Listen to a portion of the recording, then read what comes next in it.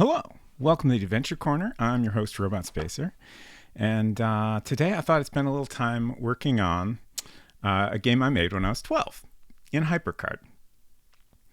HyperCard is a program created by Bill Atkinson and released by Apple in 1987. I spent a lot of time over the past year making a game in World Builder, which was created by William C. Appleton. And there's a special thanks to Bill Atkinson in the credits for both World Builder and the game he made with it, Enchanted Scepters. And I think you can definitely see a lot of connections between the two programs. Just some interesting similarities, both very different types of multimedia authoring tools. World Builder is very focused on games in particular, though they do suggest you can use it to make other types of programs. Whereas HyperCard is definitely designed to be a much more open, like kind of make anything you can think of program. Has some interesting similarities to the World Wide Web, and also like directly inspired the web in a lot of ways. Wikipedia had some good notes on that. Robert Kylo was inspired a lot by HyperCard and assisted Tim Berners-Lee in creating the HTTP protocol.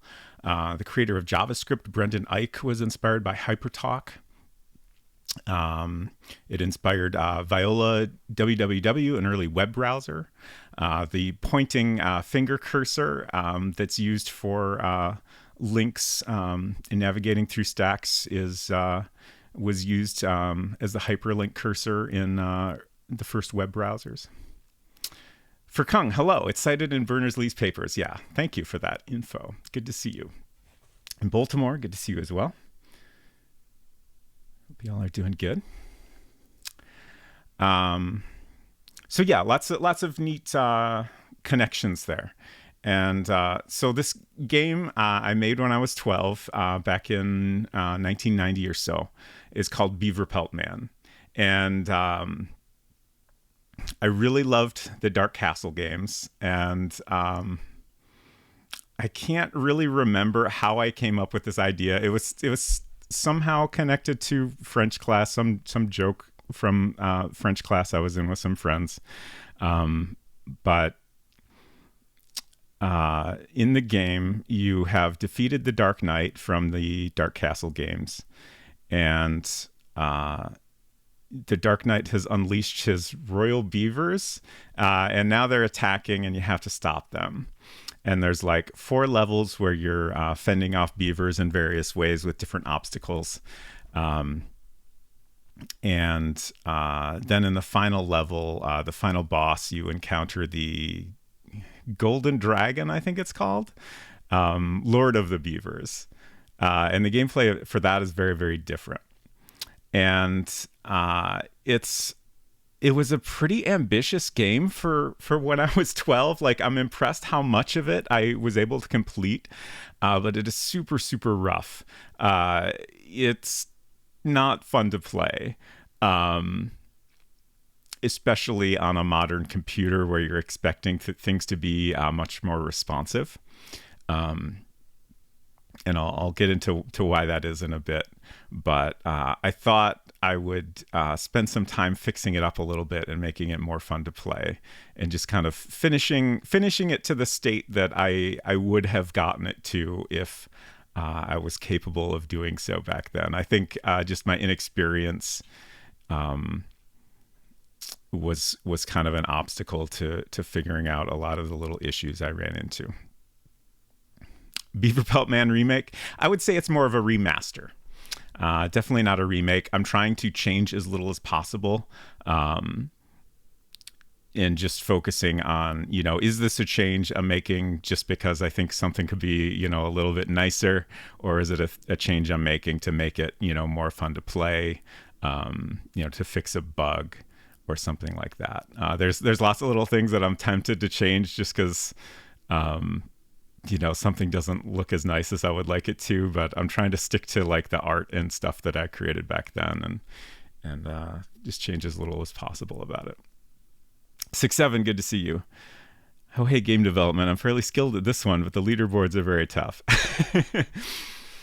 Let me give Furkung a shout out.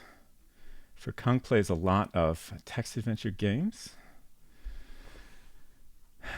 which is something I would love to do more of at some point. Someone brought up, was he? I'm trying to remember who brought up the Arthur game. It wasn't you, was it? Maybe it was. The Infocom game Arthur, which is a King Arthur. You might eat suspended alive. Interesting. But yeah, that's a game that I always wanted to play. And now I'm thinking about checking out. But there's so many Infocom games I never had a chance to play, and like there's a ton of like new interactive fiction I would love to check out, but just so many games. All right, thank you for the reminder, Stream Elements. I was going to turn on some music, which I have not done.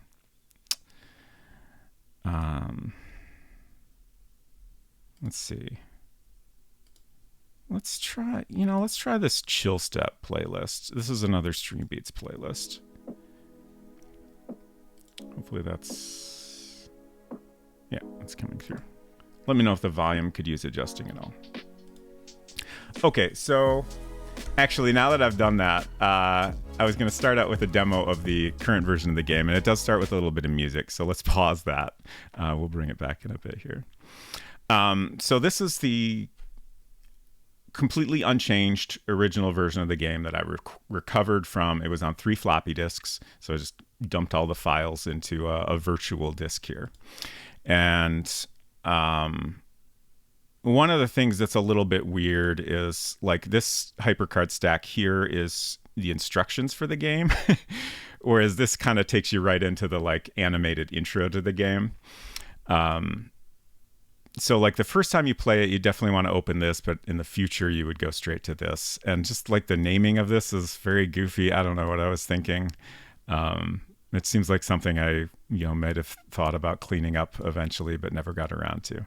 But anyways, we'll hop in here and go through the introduction. So a lot of the art in this is taken from Dark Castle. When we get into the game, I'll point some of that out, and some of it is original art. But like all the characters, like there's a shot of the castle that's all taken from Dark Castle. On this screen, this fancy W and this hand clicking a mouse, those were taken from some HyperCard stack. I couldn't tell you what at this point. It's just like a clip art stack. Also, the fonts, these fancy fonts are, I think, pulled from Dark Castle. We have an important about menu here with various credits, which talks about where I've taken art from and stuff. My friend Josh Dumas provided some creative insight. I don't remember what creative insight he provided at this point. But it says study this. You could be tested later, which is true. You'll absolutely be tested on it. And it also says Dark Castle 3, Beaver Pelt Man. So this was definitely intended to like take place after the Dark Castle games, though I wouldn't really call it a proper sequel. Mike's Games with a Y, yes. I don't know why.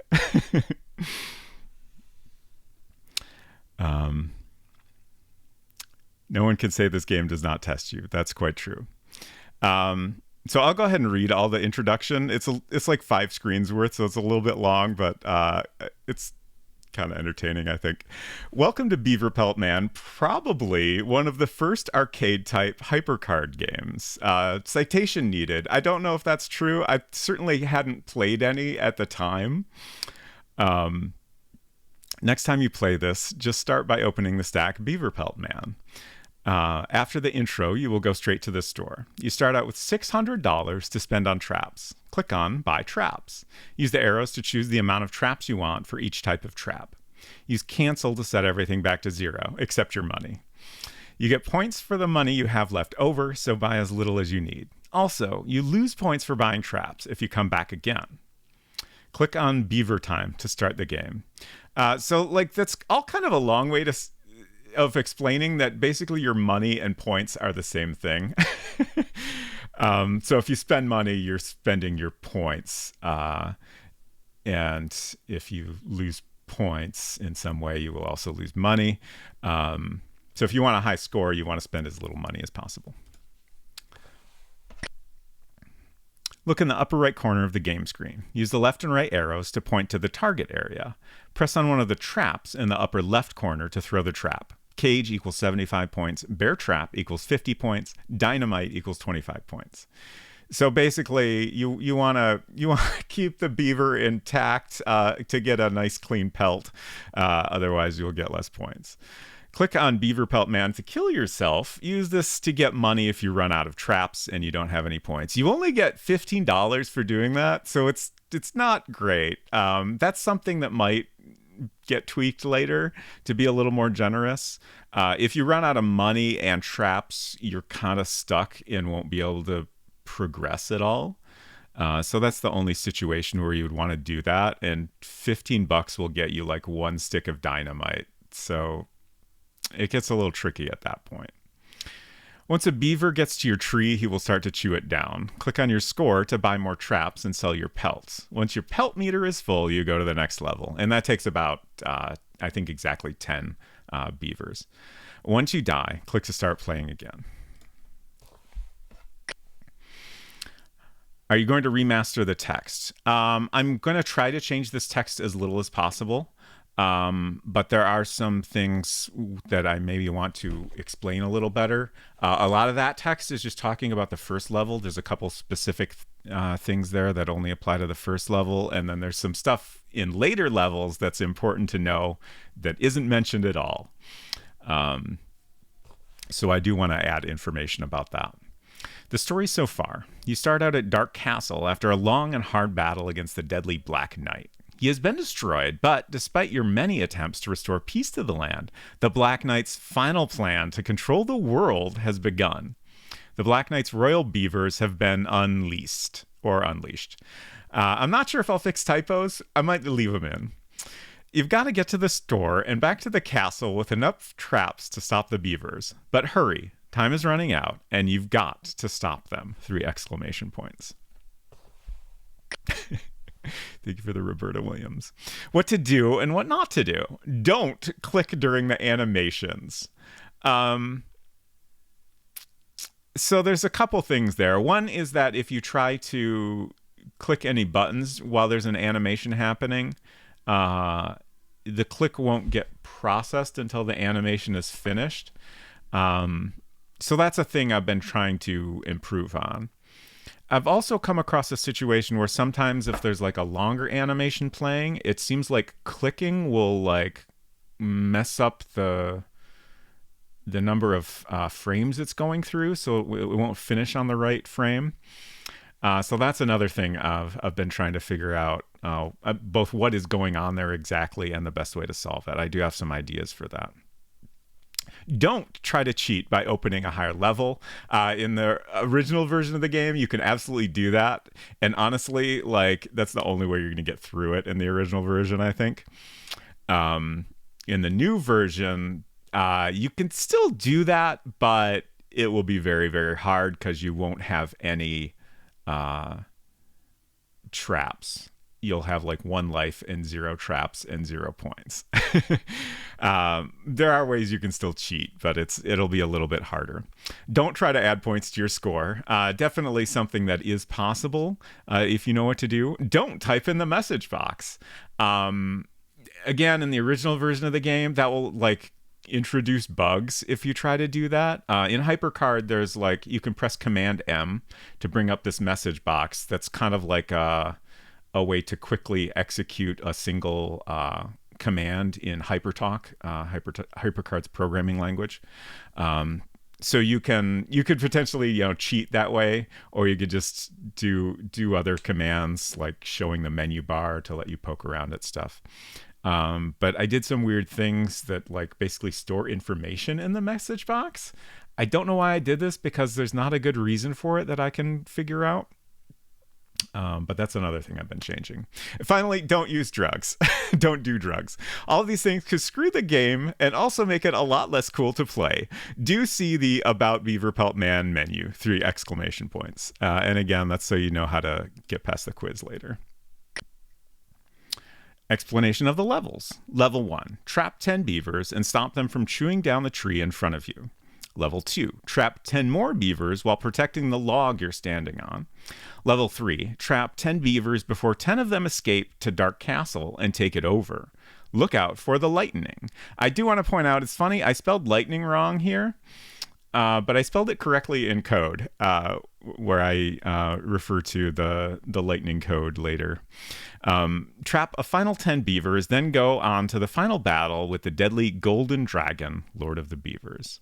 I would say that the Lord of the Beavers fight is kind of a 5th level, so I might split that up later. Also, there's a ducking mechanic in level 4 that I need to point out.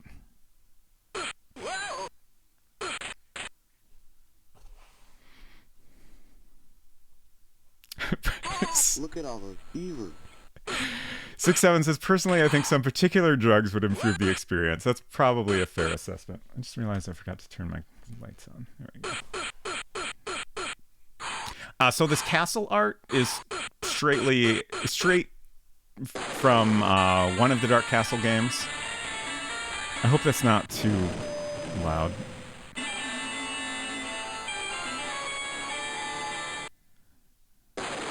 I did animate the lightning, including the flashes on the castle walls. This is all original art by me.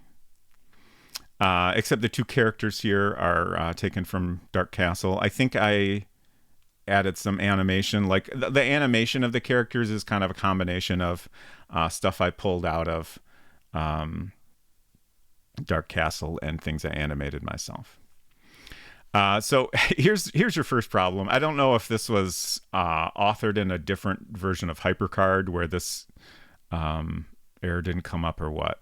And then this text here, I think this is somehow pulled from the message box that I was talking about.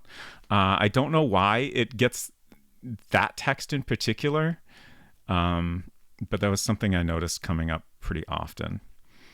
Okay, we can still buy some traps here.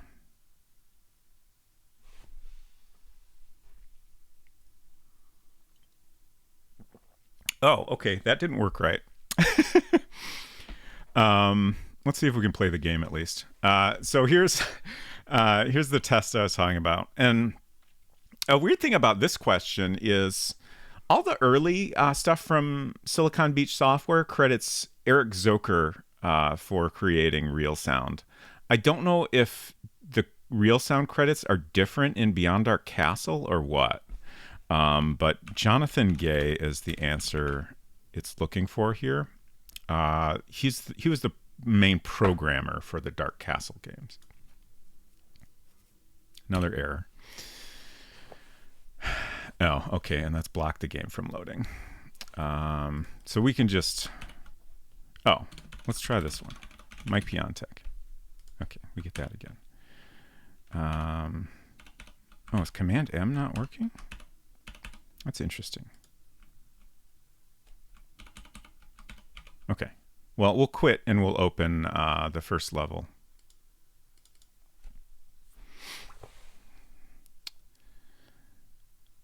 Okay. So this is mostly my art. The character Prince Duncan here, again, straight out of Dark Castle. But I did do some of the animations myself. So here is the aiming interface in the top right here. And you have these arrow buttons to click to move this arrow around, which is where you're aiming at. You got your lives shown here. Here's your different traps and how many you have, and score and the current level number. And as you can see, there's a beaver coming across the screen here. And if he gets to the tree, he will start chewing on the tree to, cut it down. How much the beaver does that is randomized. Sometimes it'll get cut down all in one go. But usually it takes a few times. Okay, so let's try to trap one of these guys. Robot's friend, good to see you. I hope you're doing well. Okay. We can't quite aim all the way to the back, so we got to let him move forward a little. So there are these periodic animations of like water rushing and the fish jumping out, and both of those will block any controls, which makes it really hard to play. If the beaver is moving, that will block any controls. So you have to act very quickly anytime you're doing anything.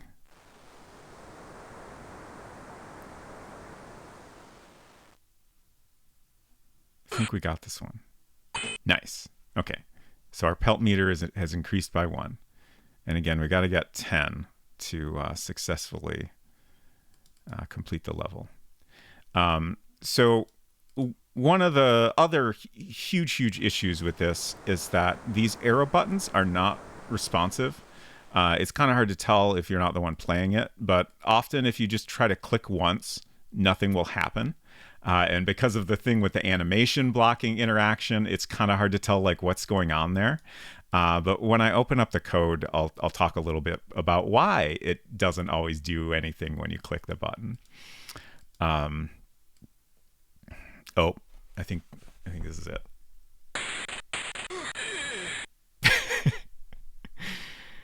Okay, we have died. Unfortunately, it didn't get to the last frame of this animation, so we're kind of stuck here. Another of the game's many bugs. But we can skip forward a frame, I think. Yeah. And now we can click. Oh, we didn't lose a life. We're still at 3 lives. So that's good, I guess. Let's see if we can trap this beaver.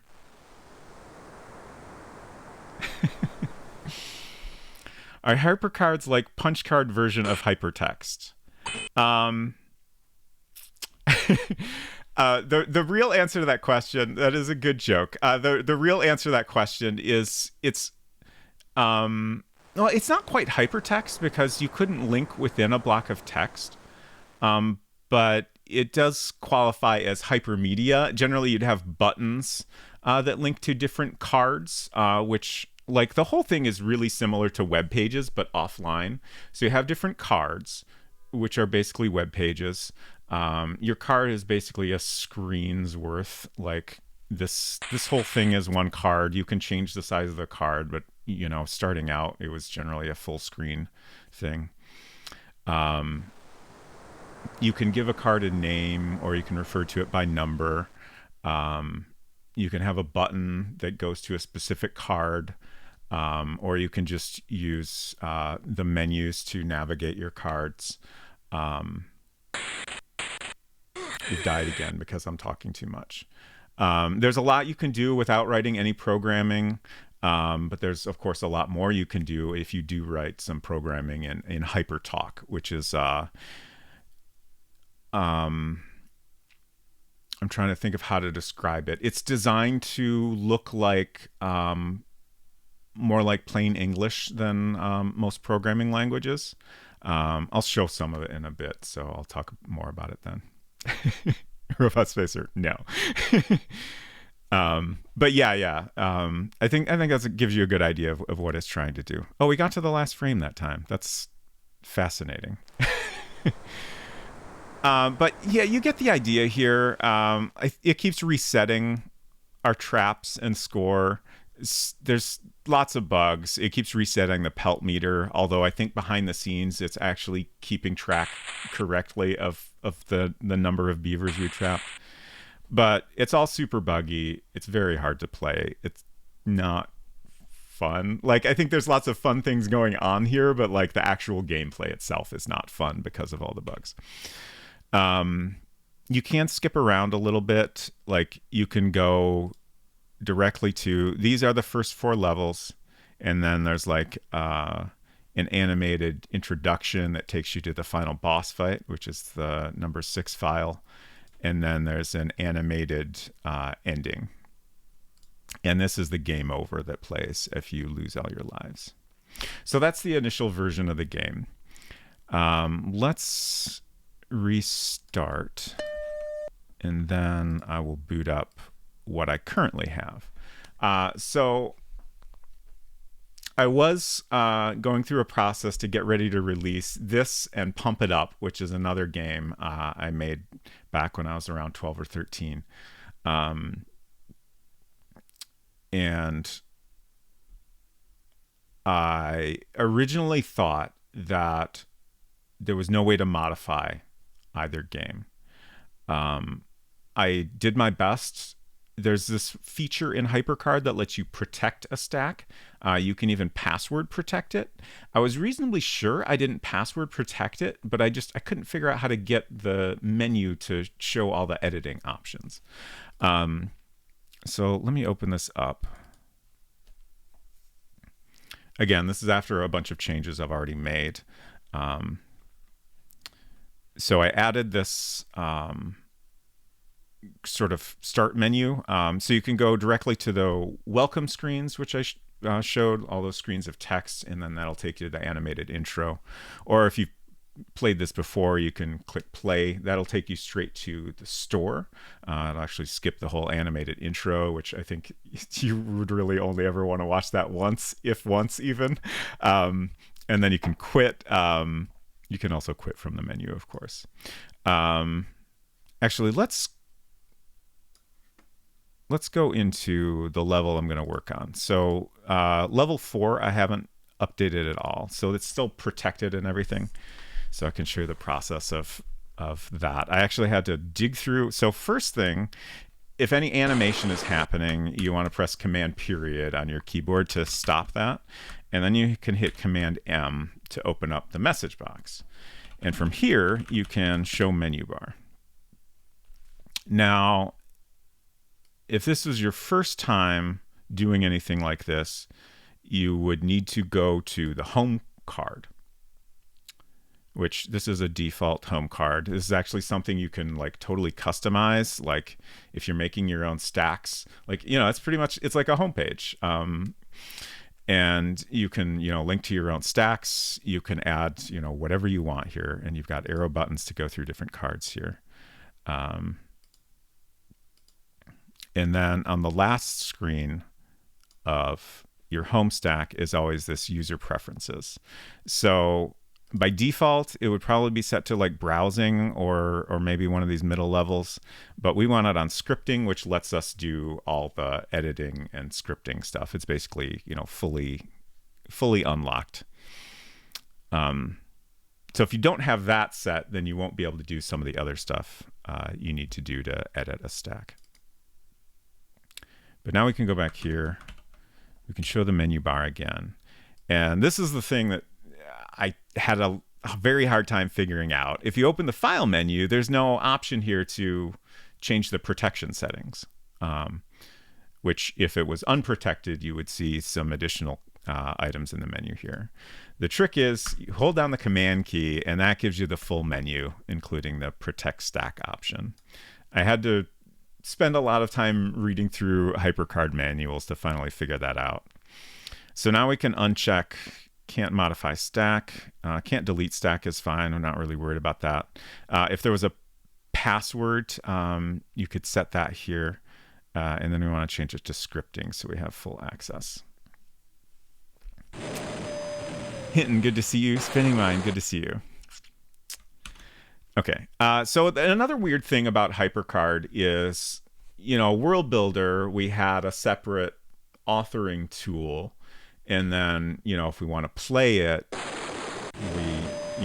that's like a completely different thing, right? Which is pretty typical for any like programming environment. But HyperCard, it's like all in one thing. So like I've got various editing options available, but as you can hear, like things are still happening, like scripts are running in the background. You can disable some of that if you select like the button or the text editing tool. But there are certain things that will always run, which can get a little annoying at times. But it's also kind of neat, like you get to edit everything directly and you can immediately go to, interacting with stuff. So for the most part, I think it works really well. Um, but now we have access to all the options here.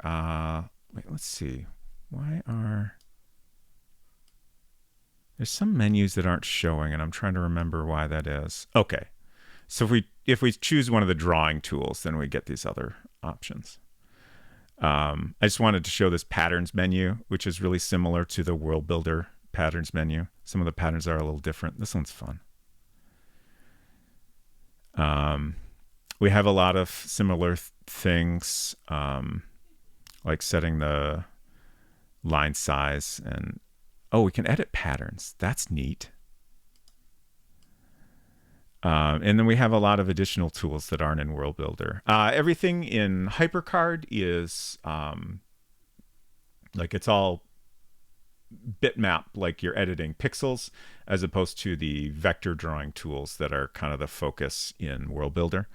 So you have a lot of different things that are more geared towards pixel editing. You can also make things transparent. Like there's a background art layer, and then each card has its own graphic layer on top of that. So you can, I've had a hard time making sense of it, but you can have some amount of control over whether things are transparent or opaque. But let's go ahead and look at these buttons here. This is the first thing that I was like, okay, I got to figure out why these buttons are so awful. And immediately when I looked at this code, I was like, oh, okay, no wonder. So it says on mouse down. And already, like, you can kind of see some similarities to JavaScript. JavaScript doesn't try to look so much like plain English, but there's definite similarities. Play stop is a little confusing, but it will actually stop whatever sound is currently running, or that's what it's supposed to do. Repeat while the mouse is down, fairly straightforward. So everything inside this block should repeat as long as you have the mouse held down. And this is the problem, because if you just click once really quickly, then by the time it gets to this line, the mouse might not be held down anymore. So if that happens, it's just like, well, the mouse isn't down, so I'm done here. So basically what I ended up doing is just copying this whole block. I put it in a separate function, which is nice to have. We don't have that in World Builder. And then it runs the function once, and then if you continue to hold the mouse down, it will run the function again. So actually, let's go ahead and do that right now. Another thing we have different here is multi-finder. In World Builder, I've been sticking with System 6. And we can only have one app open at a time. But I'm using System 7 to release these games solely because it let me give a custom icon, which is something they added in System 7. You can just go and get info and paste a custom graphic in here. But that also gets me multi-finder, which has been really, really helpful for updating this stuff. So let's see.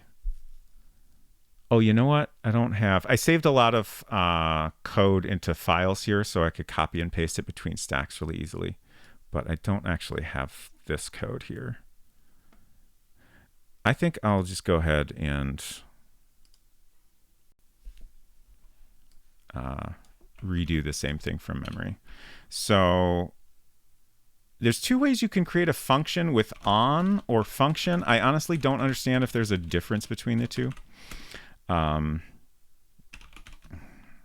we'll just say on left arrow and then end left arrow to end that block. And then we can paste that in. Oh, what did I do wrong?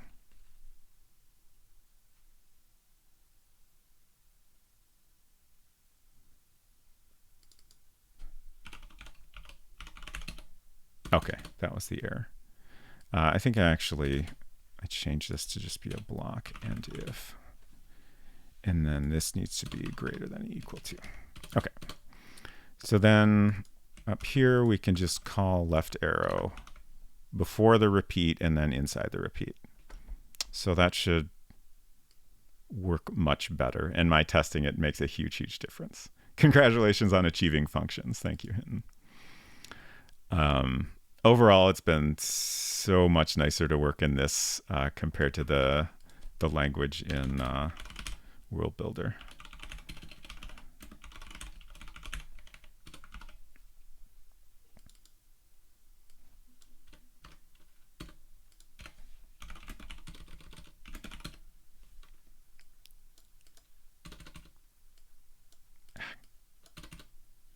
Okay, so then this will be, oh, also we have arrow keys.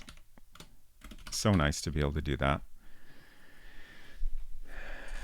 Frikong says, it's so wild to me to realize that System 7 was so fundamental. Yeah, it's really interesting to go back and try different system versions after so long. Very, very interesting. Hinton says, lucky for you, coding live for stream is much easier than quietly alone. Yeah. Okay. So I think that's all good now. And then we can immediately try that out by just switching back to the hand here. Hello, Game Dev Jeff. Good to see you. Let's get rid of this message box. Unfortunately, we still have a lot of animation on this screen, which again is interrupting what I'm doing. And I think the beaver is too far on the left for me to capture him at this point. Oh, Snowy P, I missed you. Good to see you and hope the stream goes well. Thank you. I hope you're doing well. And give you a shout out too. Oh, okay. So we can try to get this guy. Later levels, you have fewer reference points in the aiming interface. And I think maybe the beavers move a little faster. Yeah.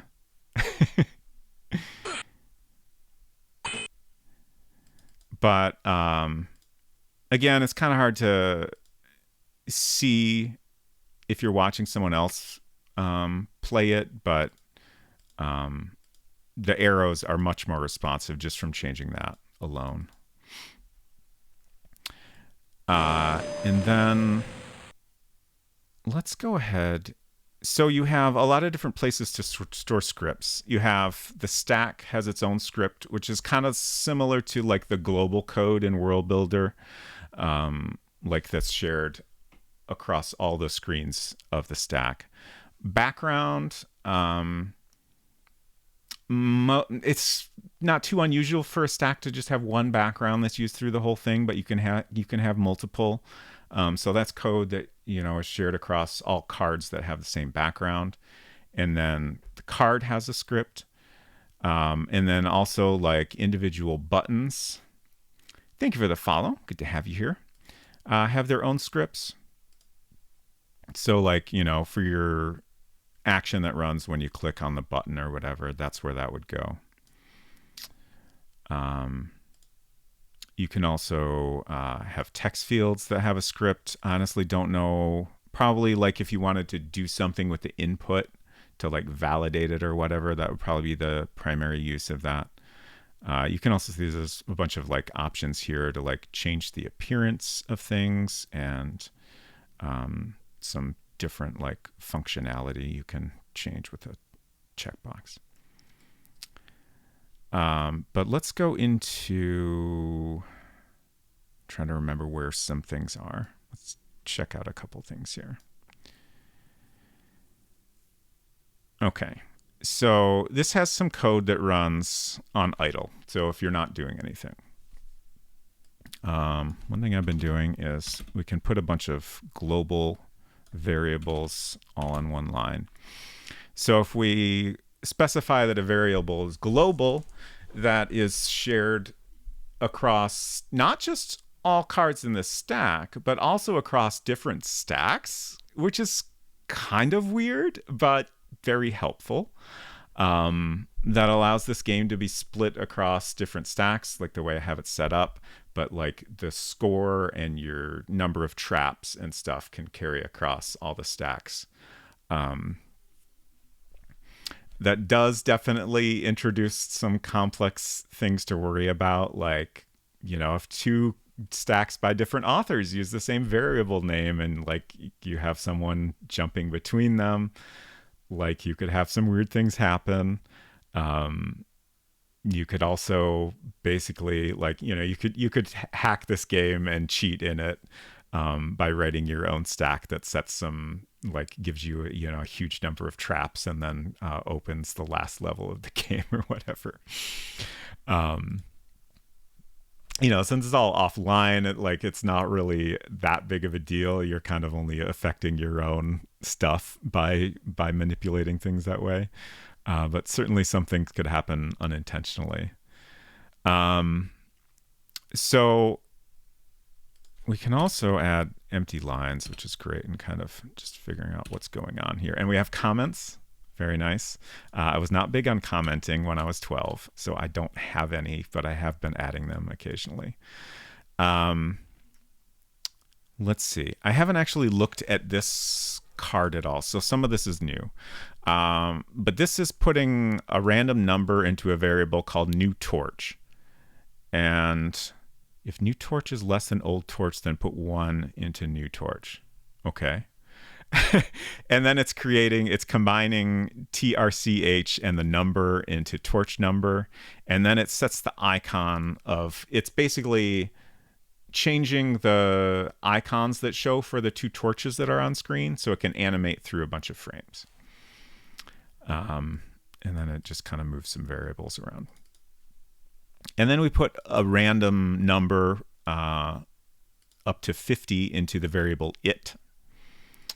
And then this is kind of like the main animation loop that happens while you're not doing anything. So if it is less than 8, then we go through a bunch of code that moves the beaver across the screen. If it is greater than or equal to 45, then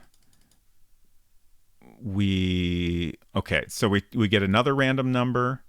We optionally play a wind sound, which you're hearing over and over. And then we optionally show the lightning that is coming in through the window. And here's where I spelled lightning correctly. A lot of the animation in this is done with buttons and icons, which I think was like, you can't really take a graphic and move it across the screen. You can animate by going through frames, going through different cards.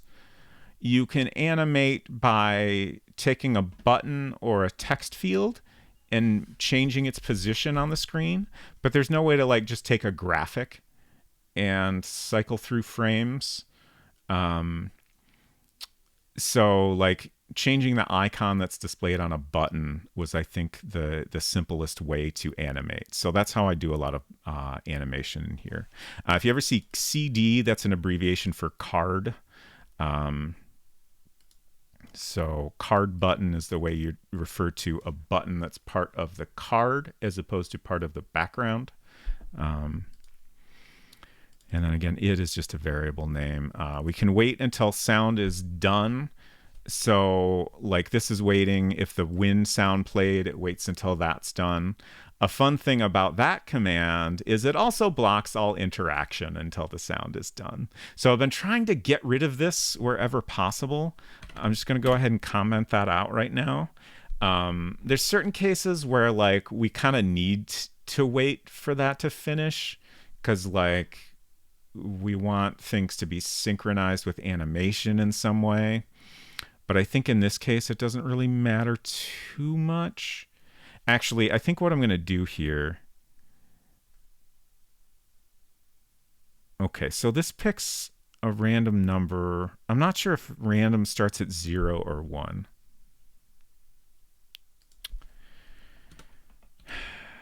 But let's make this an else if. just to make it more clear that what's going on here. So obviously it's never going to equal 1 and 2 at the same time, but this just makes it more clear that we're either doing one or the other. And I will probably also reduce this frequency. Like, let's try 48. And then I've also been doing, let's see, like this will be else if. And then this number has basically been increasing throughout the levels. Like it starts out like, I think if it's less than 1, so like it's a very small chance of the beaver moving, and then in later levels the number increases, so it's greater odds that the beaver will actually move across the screen on each loop. Let's see. Actually, let's go ahead and look at the finished card script for the first level, and also I'm going to catch up on chat here. Robot's friend says, oh, namespace collisions. We as a society wouldn't figure out how to solve those for at least 10 years.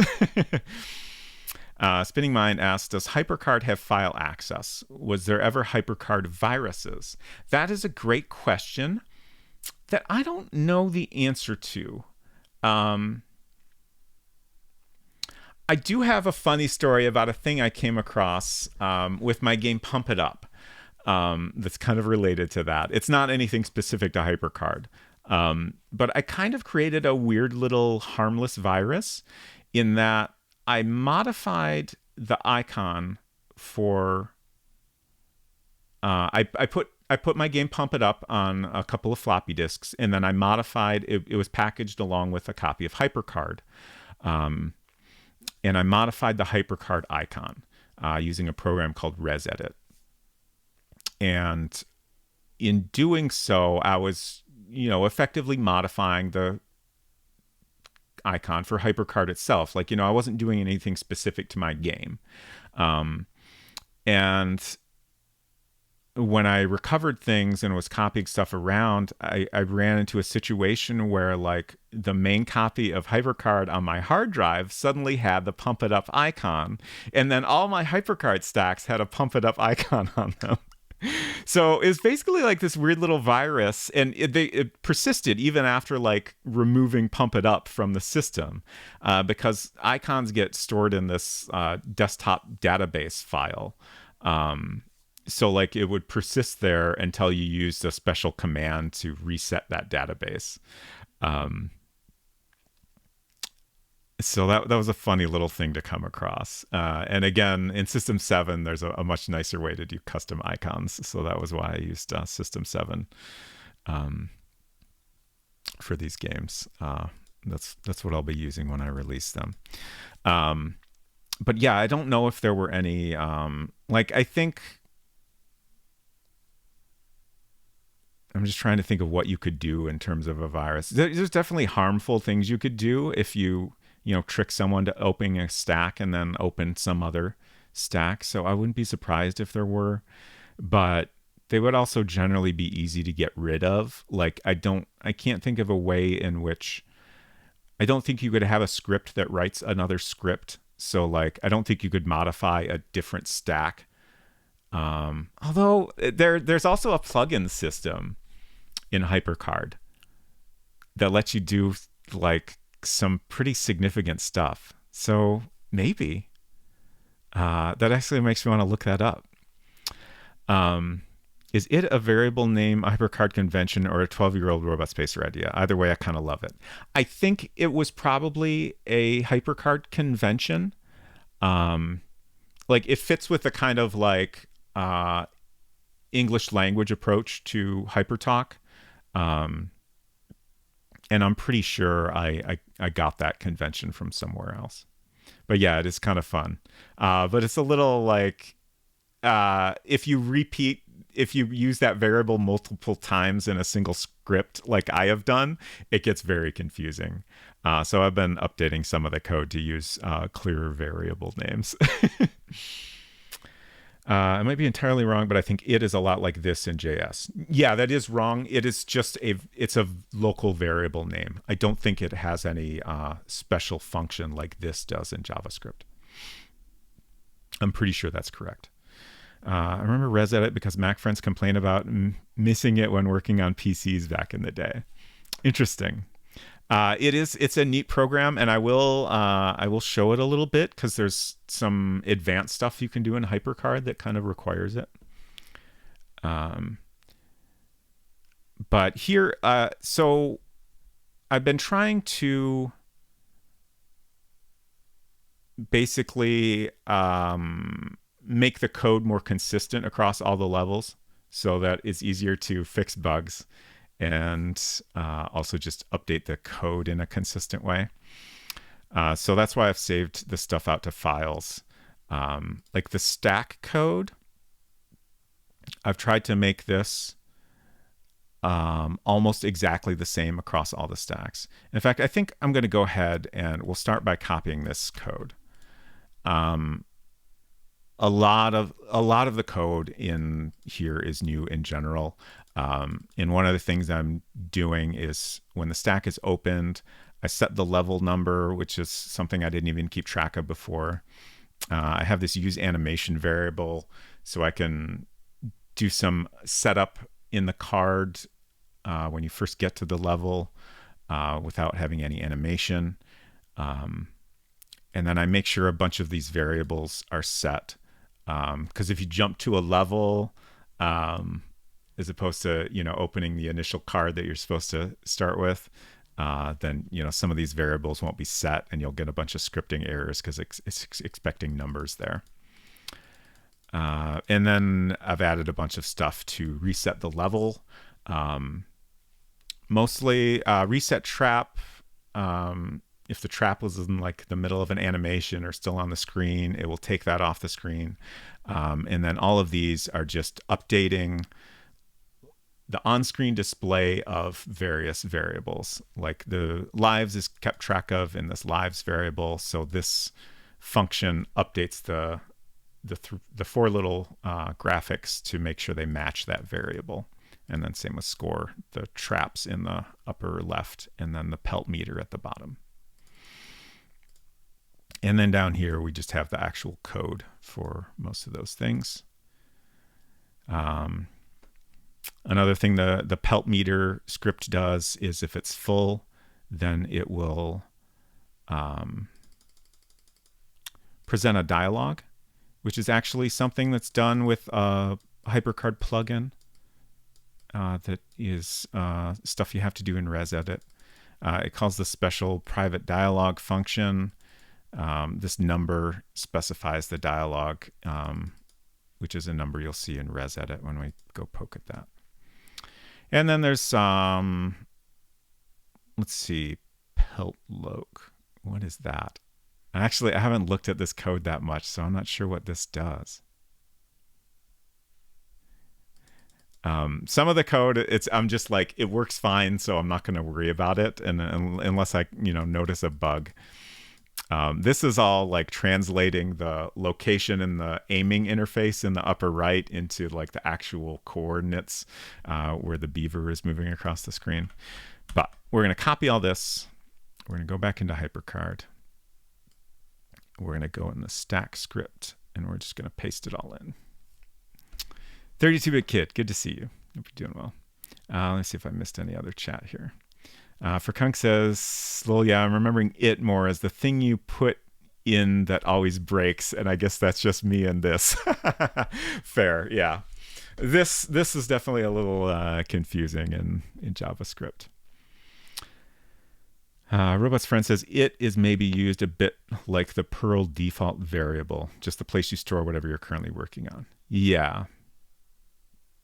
Like in JavaScript, I would often use like X or I or YZ, and it is just it's another short variable name to refer to just some temporary thing you're storing.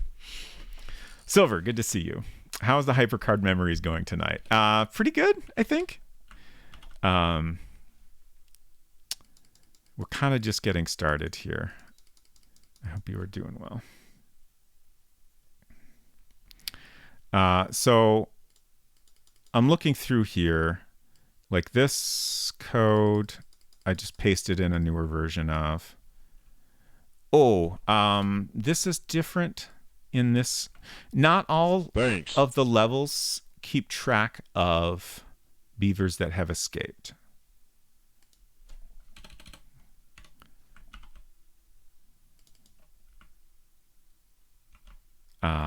The first two levels, that's not a concern. I'm just trying to think of how I want to do this here.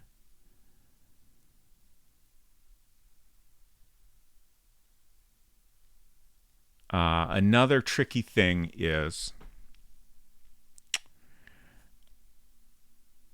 there's a way you can go shopping at any time during the first level by clicking on the score. And when I was updating things, I was like, oh, that's only something I added for the first level. And I don't know if that was intentional or not. Like, you could see how it kind of makes sense from a gameplay perspective, because the first level, you're near the shop. Like, you can even see, like, visual elements are similar in the background. Like, you can see the tree that's on the first level in the background of the shop. But then in the second level, you're, like, out in the water, you're standing on a log. So, like, you know, it makes sense from a story perspective that you wouldn't be able to just go back to the shop from that point at any moment. But I think from a gameplay perspective, it makes more sense if you can do that at any time, especially as you get into the later levels where you're probably going to start running out of traps. Like, I've definitely had that happen. Like, even if you stock up right before the end of the first level, you can definitely run out of traps later on. So I think I want to make it so you can go shopping at any time. And I've already added that to the second and third level. So I think I want to add it here as well. But that gets a little tricky because we need to remember certain things when you come back. But we also need to reset them the first time you come to the level. So we want to make sure that beavers escaped get set to 0 the first time you come here. So actually, this is something I've already kind of accounted for. So when you go shopping, I set this quick shop variable to true. Whereas if you get here in some other way, then I'm assuming that you're starting the level from the beginning. So I think we want to do a couple of things here. We want to make sure that if beeves escaped is less than or equal to 0, then put 0 into beeves escaped. That's how you set a variable. I frequently type in instead of into. That is a syntax error. So that is just making sure it's never like a negative or empty value. And we want to do that check every time you open the stack. But down here, we have if quick shop equals true, then you've just come back from shopping. So we just set quick shop to false. Otherwise, you're here, you're starting the level over.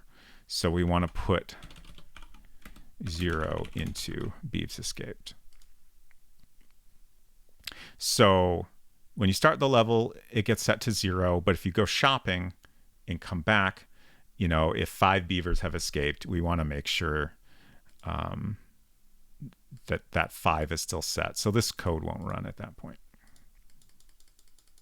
And then again, this just kind of updates the screen to make sure it matches all those variables. Okay, so let's...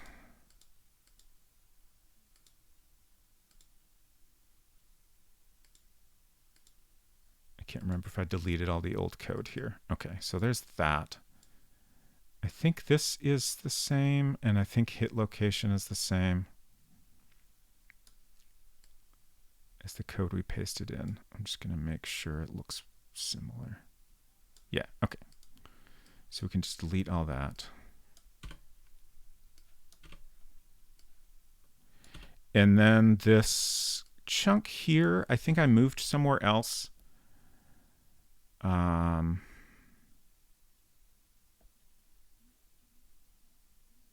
going to look at what I did with that. That's some code that runs if too many beavers escape. And I think I maybe put it in the background script.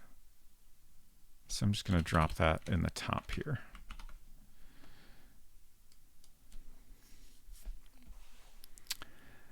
32-bit Kid says Kotlin uses it as a keyword inside of anonymous iterators blocks, and it's kind of great. Interesting.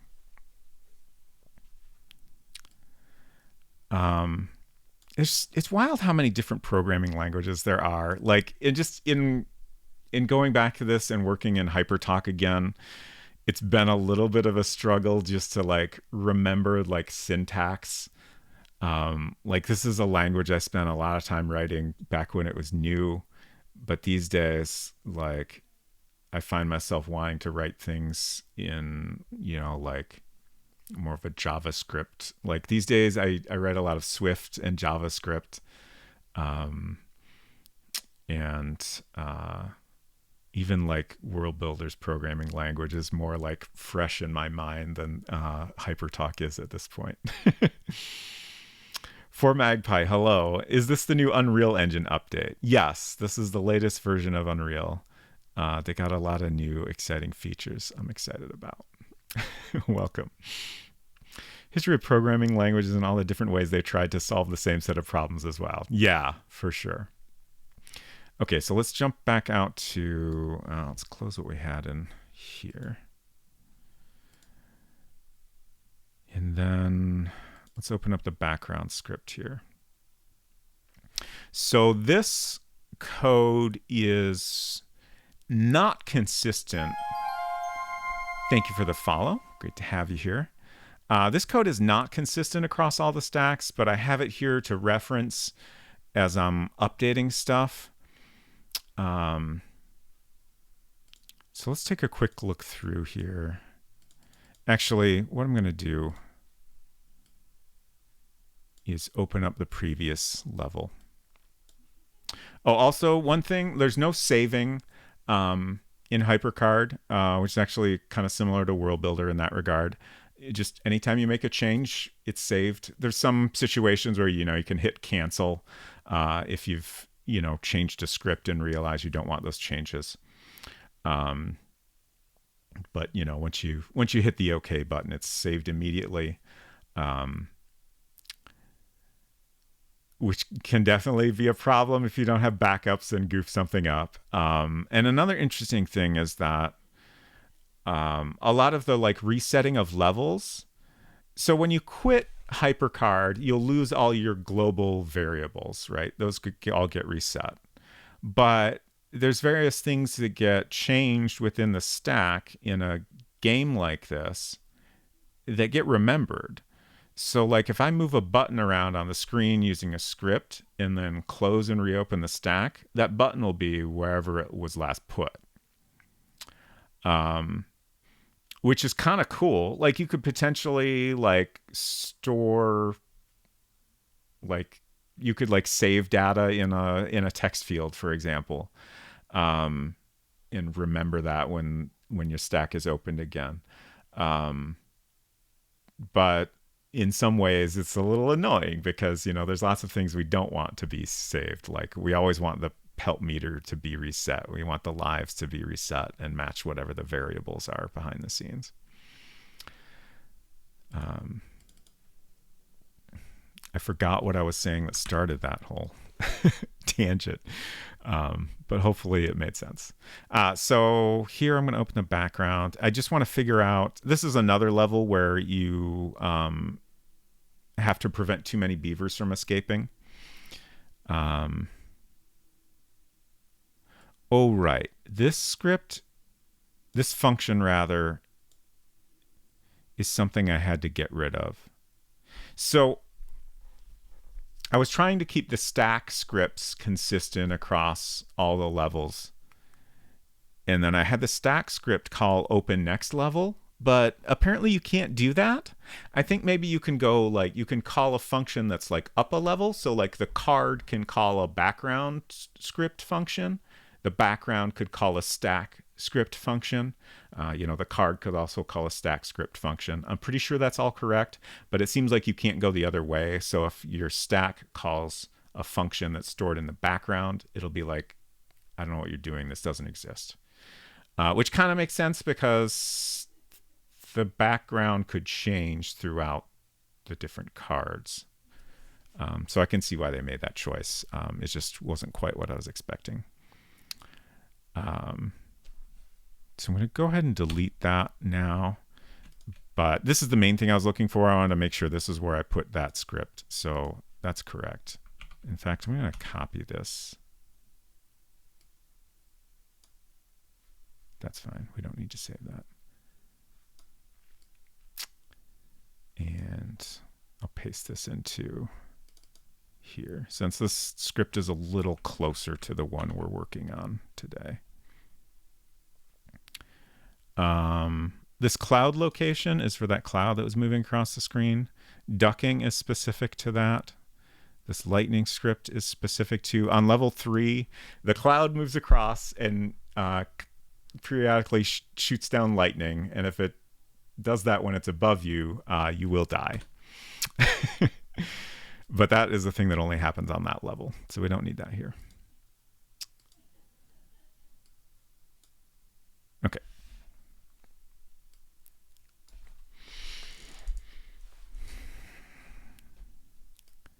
So let's get back into level 4.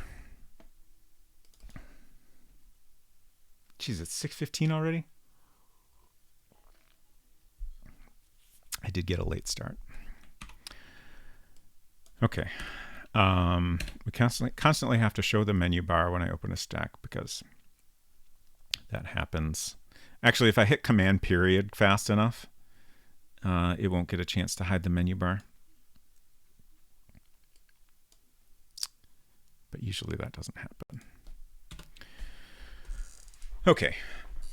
So like the stack we were just looking at, we have this. Actually, I'll go ahead and show what this does here. So I have a couple scripts that call this private dialog function. And then there's always a number here. And I feel like it's more interesting to show what some of this stuff does than to actually get things done. So let's drop in, let's see. I don't have ResEdit on here. I'm just trying to find a disk that has it.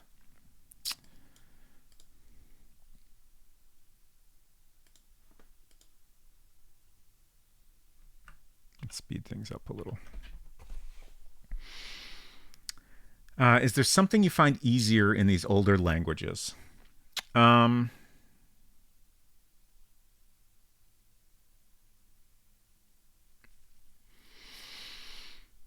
Not really. I guess I will say the whole like sharing of global variables across stacks definitely makes things really easy that are much more complicated today. Like if you want to share data across multiple web pages or multiple websites, that can become complicated. But doing certain things is super easy because of the shared global variables in HyperCard. So that's kind of the main thing that comes to mind, is just like differences in functionality like that. But as far as the programming language itself, I don't really like languages that try to look like standard English, like this does. AppleScript is another one that I have never been a big fan of. AppleScript, just because it tries like this to appear like English language, but is very, very picky about the way certain things are worded. And I find that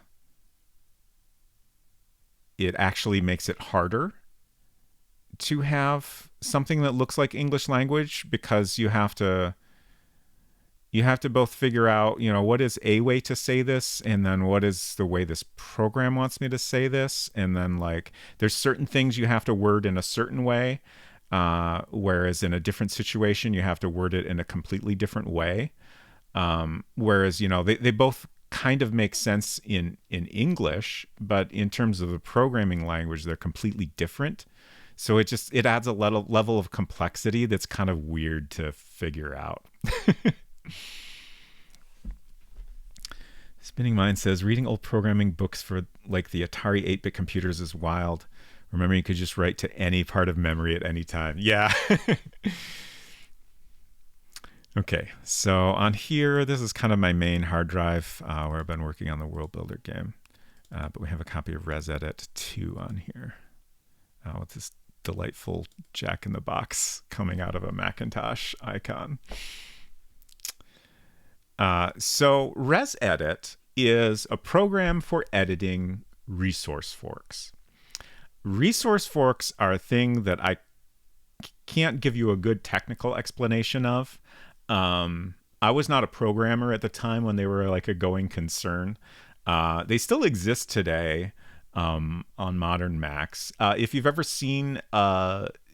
opened a zip file and seen a folder that's like all caps __ Mac OS 10, that is storing resource fork data in a way that's compatible with a zip file. And if you open that on a Mac, it will like turn that data back into the resource forks. But it's some metadata related to the file that is stored separately. That's kind of all you need to know. But HyperCard has some neat things you can do there. So let's open up the stack we were working on. So this XFCN is basically some additional functionality that's being added here. We can look at the hex code for it. So I assume I basically copied this from somewhere else and just pasted it in here through ResEdit. It's been a long time since I've messed with any of this or read about how it works, but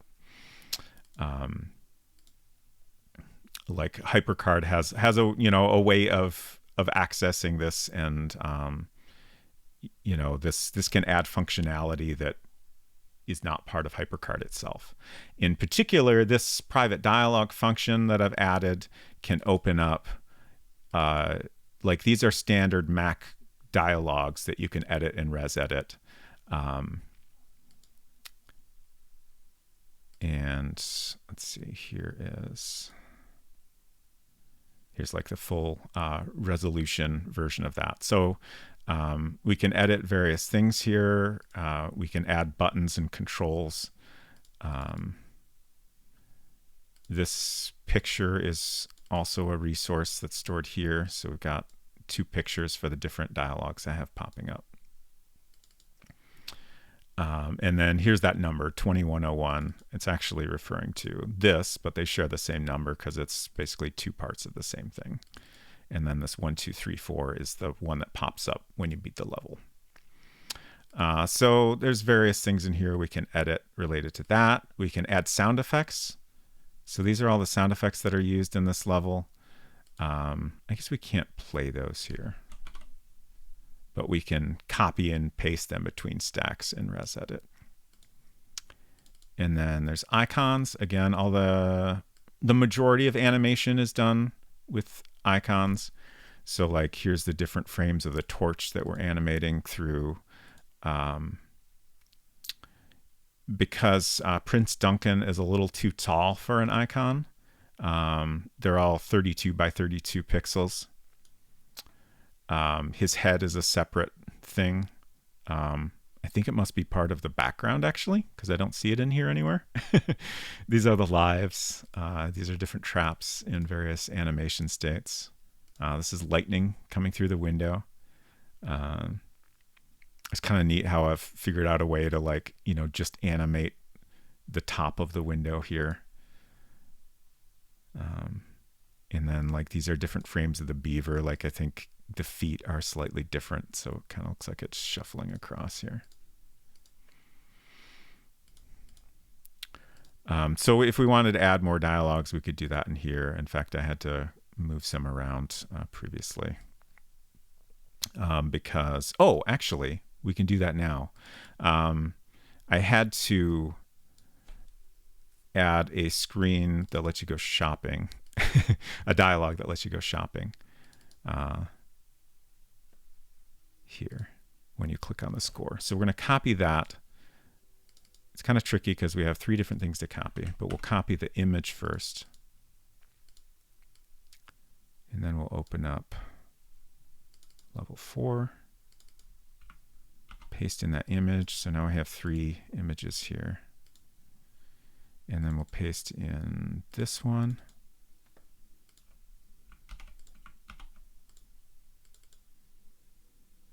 So now there's that whole dialogue layout.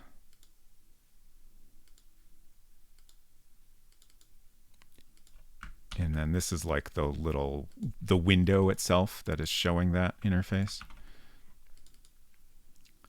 So this refers to the number there. Like if I change this to 2101, it'll switch to the Beavers Escaped dialog. And then this determines the position on the screen and the design of the window on the top here. Color. Oh, interesting. I guess that makes sense. Like this is clearly a version of Rededit that was updated after Color Max became a thing.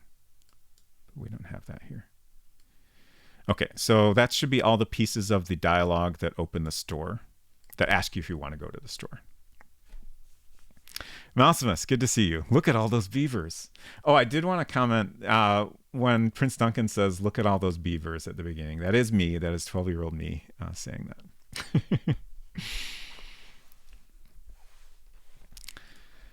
Okay, so now we can add the code that pops up that dialogue.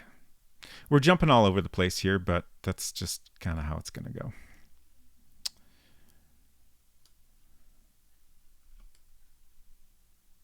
Let's close Rededit and open HyperCard again. Found then without if. Whoops. Clearly I pasted in some... Oh, okay. I missed a space there.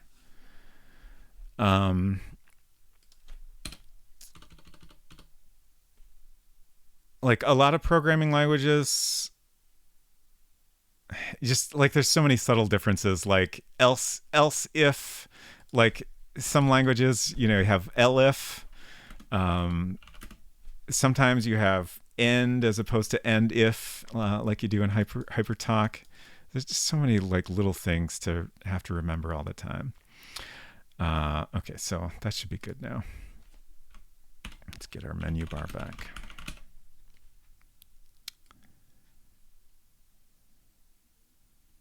And we want background info.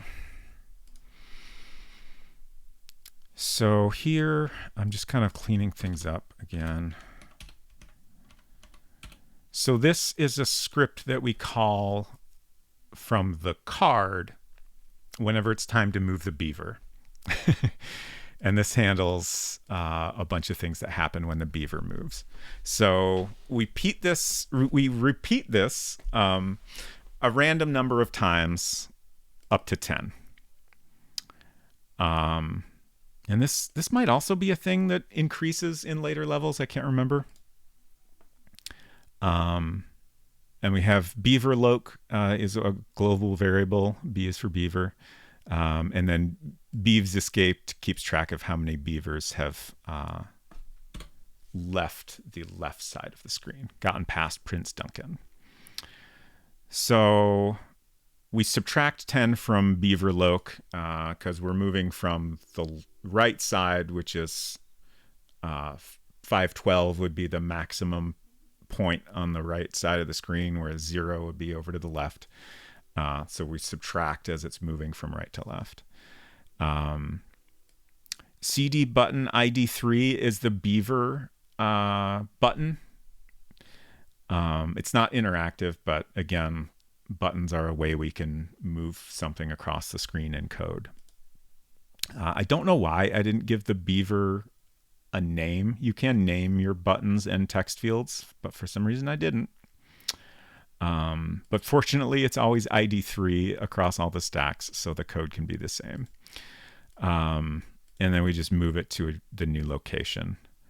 And we change the icon to make it look like it's walking. And then if the beaver location gets to 0, actually, this should be less than or equal to 0.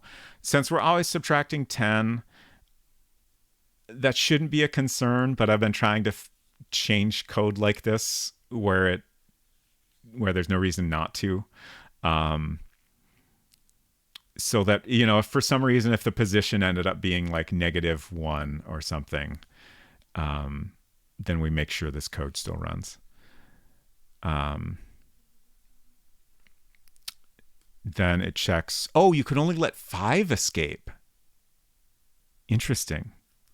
That's not noted in the instructions, but I think we'll keep that. Only 5 beavers can escape level 4. Okay.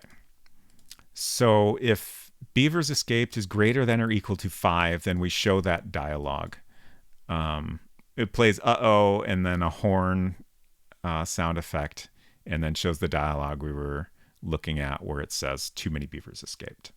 And then it goes to the first card of the stack game over, which shows a little animation that I spent way too much time on. Otherwise, we add 1 to beavs escaped. We hide the beaver since it has moved off the left of the screen, and then we exit this function. Whereas if it's greater than 0, we move it another 10 pixels. We show the button at the new location. We change the icon again. And then, we check again if it's less than or equal to 0. Okay. That's interesting. This code could definitely be optimized, but I think I'm going to not worry about it since it works fine. So we'll leave that alone. And there's some differences here across all the levels. So that's another reason I'm trying to avoid updating things that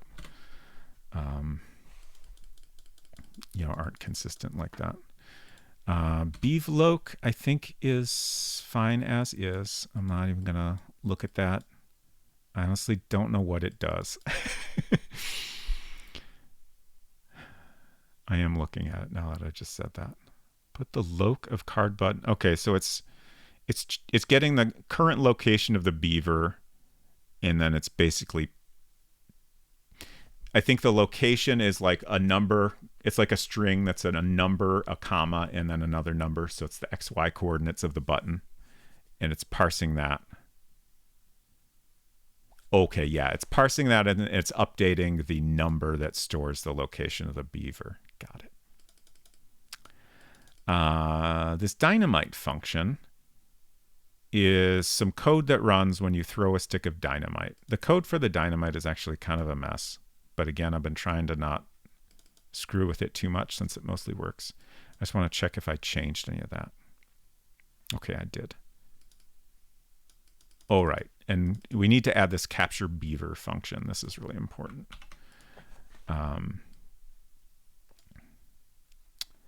This is a case where the old code needed to be updated, and I made a capture beaver function that's part of the stack code that I've been copy and pasting across all the levels.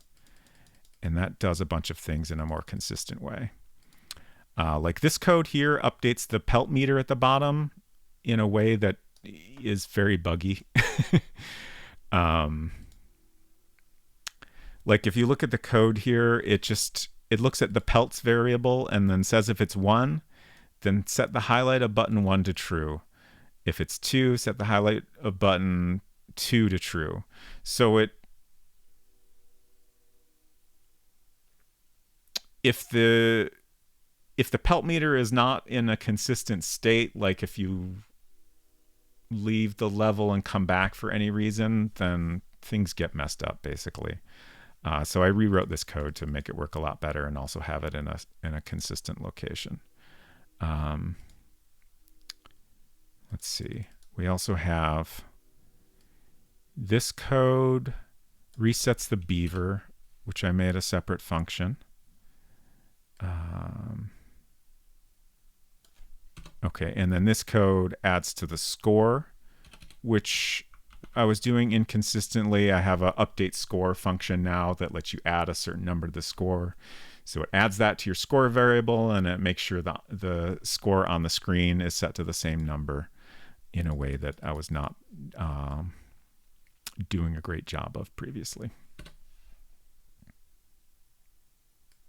Okay, so we can just delete all that because the capture beaver function calls a bunch of other functions.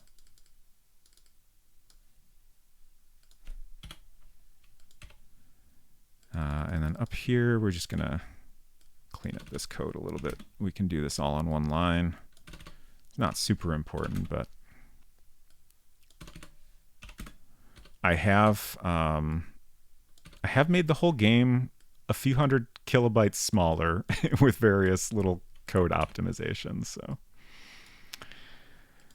let's see. And I think this is reset beaver. I'm going to double check that. One kind of annoying thing is this kind of a dialog box with this outline here is like a modal dialog box, so I can't switch to a different program while it's open. Later versions of HyperCard changed that, which was a smart move. Oh, reset trap. That's what I want to do. Good thing I checked.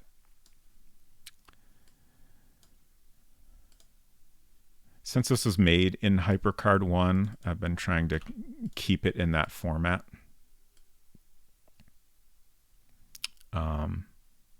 Mostly because I'm worried that if I update it to HyperCard 2, that's a one-way conversion process, and I've been worried that, maybe if I convert it, then I'll run into some issue where things needed to be updated to deal with changes in HyperCard that I hadn't considered, and I'll regret having done that.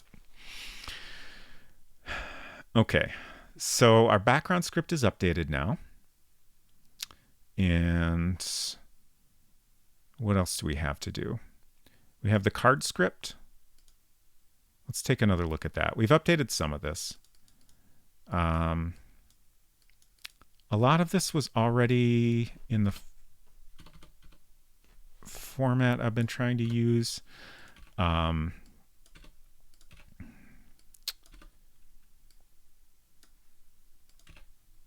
So that's good. This drop script is another function related to throwing dynamite. So is soar. Okay, and then open card, I've been moving to the top of this script. And then that has a bunch of changes. So currently this just hides the menu bar, hides the message box, put 500 into hit spot. Oh, okay, so that's resetting the slider to move it all the way to the right. That might be something I'm not doing on the other levels, which I probably should. Yes, HyperCard does support code comments, which is very exciting. Unfortunately, I was not big on comments when I was 12, but I have been adding them in a couple places where I wanted to clarify some things. I'm also trying to use clearer variable or function names rather, and also variable names. I haven't been worrying too much about updating old function and variable names, but anytime I write something new, I try to give it a more obvious name. Like, dynamite is not a good function name. What is it doing with the dynamite? I honestly couldn't tell you. The only thing I know is this is the last of 3 functions that are called when you throw a stick of dynamite. Whereas reset trap, that's clear. It's taking the trap, it's resetting it. That could mean a couple different things, but it's clear enough. And, there's tons of comments I would love to add to explain things, but I've been trying to not go too overboard with it. Let's see, what was I doing? I think we're done with the background script. Let's look at the card script. Okay, yeah, this is what I wanted. So show card button slider at 500, 400. Okay, so I do still run all this code. I didn't put it into a function. Oh, okay. I didn't actually update the open card script much at all other than cleaning it up. Okay. That's fine.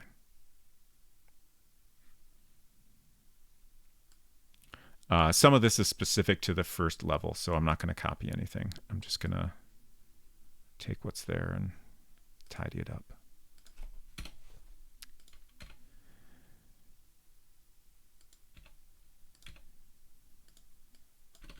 Just do that. I would kind of like to make resetting the arrow button into a function, but I'm not going to do that right now. And I think all the rest of this is good.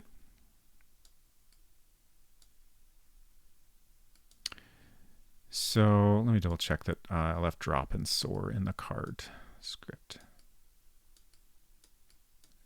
There's soar and there's drop. Okay.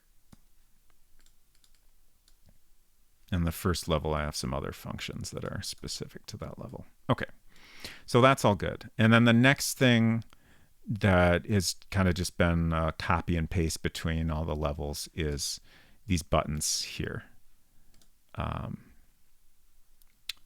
There's a bunch of stuff here that I cleaned up. Again, there's this whole block that updates the pelt meter. So all that code I've just been copy and pasting from the first level. So we have the cage first.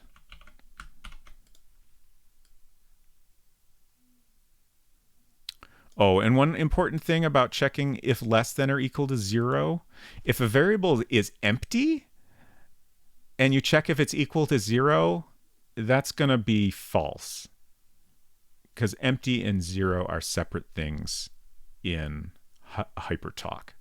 In JavaScript, that I think would JavaScript does some very interesting things when comparing certain values, but I think in JavaScript something like that, like an uninitialized variable and 0 are equal, but not in HyperTalk. Whereas if you do less than or equal to 0 and it's empty, I think that this would exit, which is kind of what we want in that situation. Though ideally we don't get into that situation in the first place. And then again here, this calls capture beaver instead of having a bunch of code related to, let's go ahead and look at what that does. It should be in the stack script here.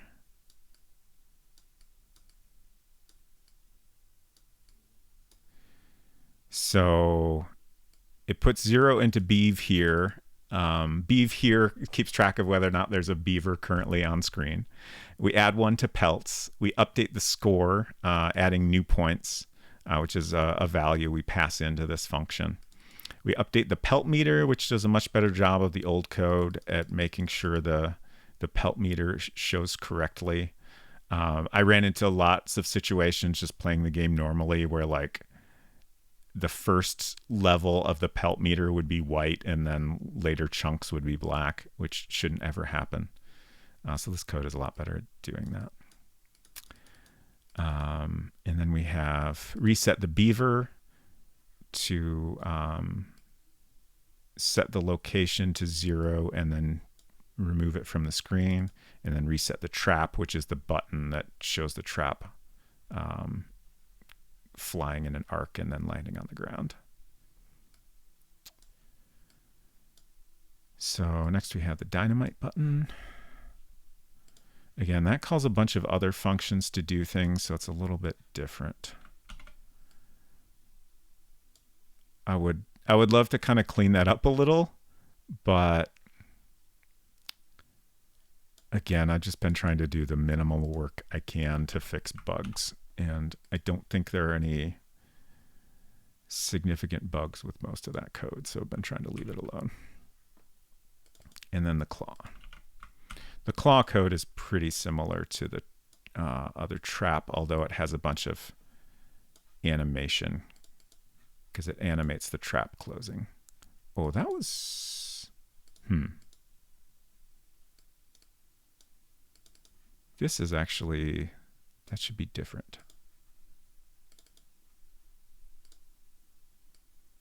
Oh, shit.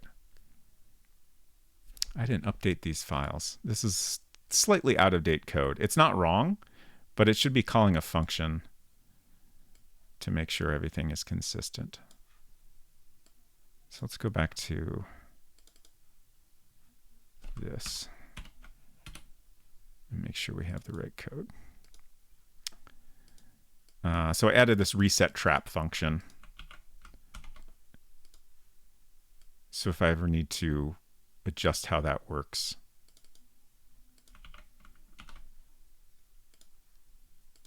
it's all in one place instead of in 3 different places, depending on the type of trap used.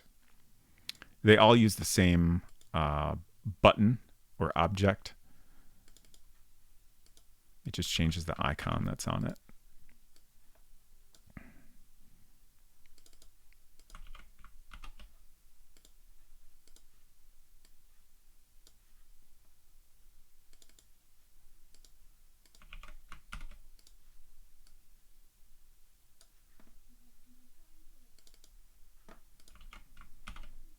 Okay.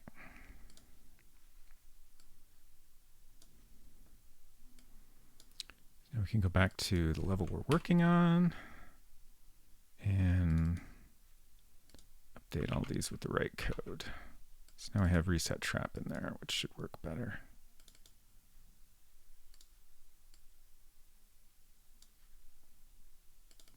Cage. And then once this is all pasted in, this level should be mostly updated, I think. We need to add a button to go shopping. And there might be some other things we need to tweak still. But once this is pasted in, we can try it and see how it is now.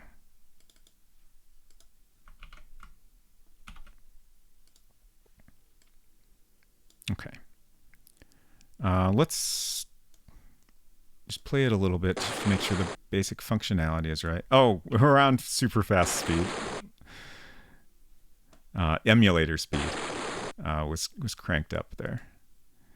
Okay, so the arrow is much easier to move. Unfortunately, we don't have any traps because all the variables have been reset, so we can't do anything. But this is working a lot better. So let's go ahead and go back to here. And I have this test button that I've set up just to make it easier to test certain things. It's basically like a cheat button. Initially, it just skips having to go shopping at the beginning, but we can also use it to skip to levels. Which I haven't done yet, but we should be able to hack that in pretty easily.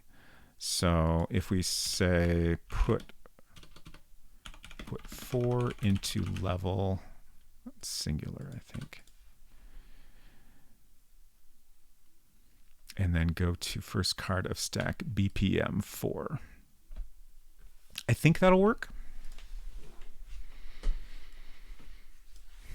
It should mostly work at least. Oh, I just saw Mouse Miss's comment. Oh, so the young programmer didn't support them. Yes, that is correct. Okay, so now we have all our lives. We have a full set of traps here. We could have cheated and gave ourselves a bunch of points, but oh, the pelt meter is also set to 7, which is another cheat I hacked in just to make it easier to get to the end of a level. I think the lightning is still happening a bit too often, and this beaver is really fast. Um, if the controls were more responsive, if I was able to solve that problem more thoroughly, I think the speed of the beaver might not be an issue. But there's only so much I can do to fix that. Oh, I got him.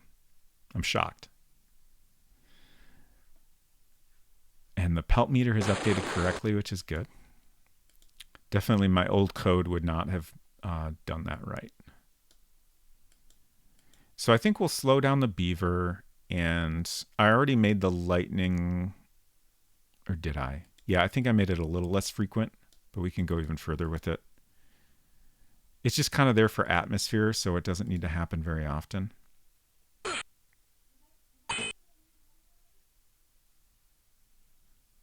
So we just need one more, and we'll have beaten this level on cheating mode.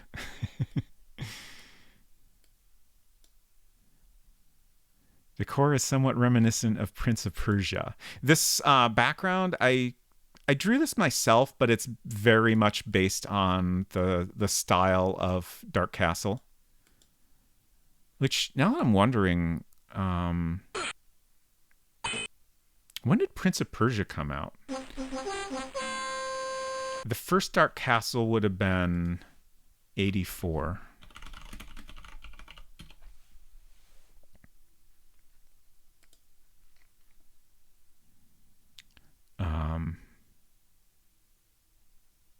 89, really? Is that correct? Yeah. Fascinating. I would have guessed that it came out somewhat closer to the same time. But yeah, like there's some definite like loose similarities between the two games, I think. Bane Two-Face, hello, good to see you. It's been a while. Hope you're doing well. If the lightning wasn't in the atmosphere, where would it be? Okay, so when we beat a level, it pops up this little dialogue that says we can choose beaver time or stop. Stop will just quit.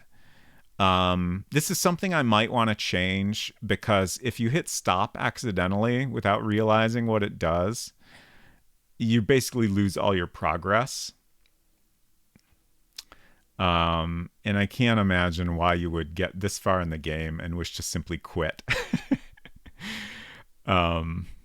So yeah, I'll think about that, but we're going to choose beaver time, so we can see the animation that, oh, okay. We need to update that. So this is the one thing that happens in the stack script that is different across each level. Show menu bar.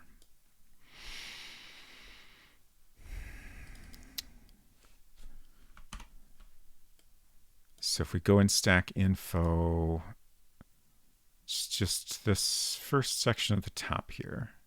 We put 4 into level. So this code runs when you first open the stack. So we put 4 into the level, and then I think the rest of this is correct. Okay, so that did need to be updated, but that's not actually the problem. Where's the problem? I think it's down here, maybe?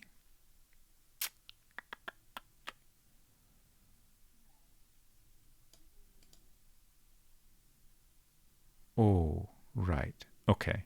So I updated this script to use the level variable.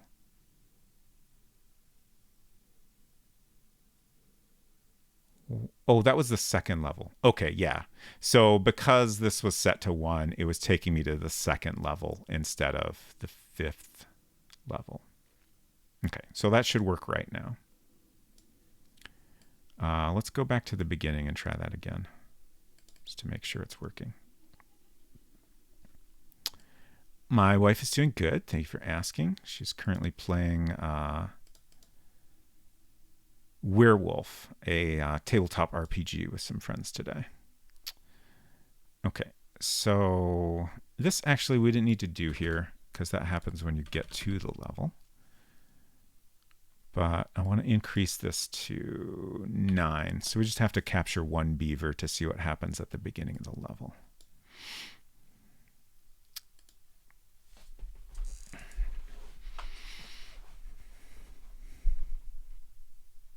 So you could see there the trap was right in front of Prince Duncan because that's where it was the last time I opened this stack. But I now have code to reset that when you get here.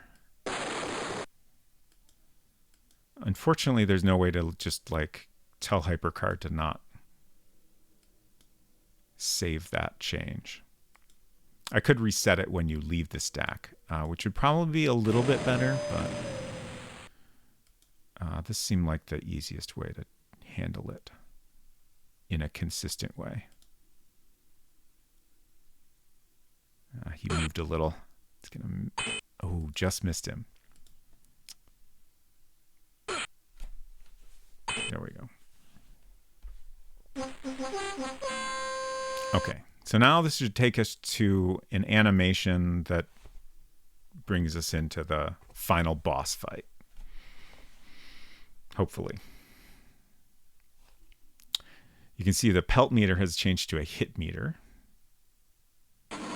And then I did all this goofy little animation. I think making little animations is the thing I enjoyed the most. I was definitely more of an artist than a programmer. Like, I only ever got into programming because I wanted to make my art interactive, more or less.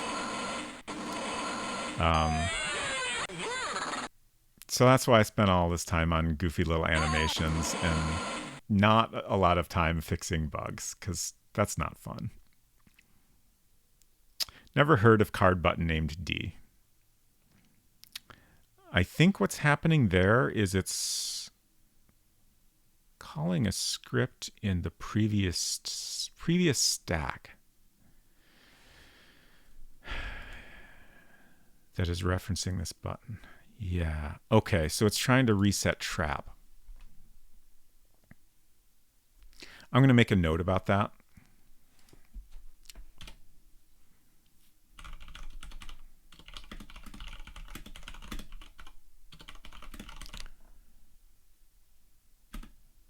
BPM4 to BPM6.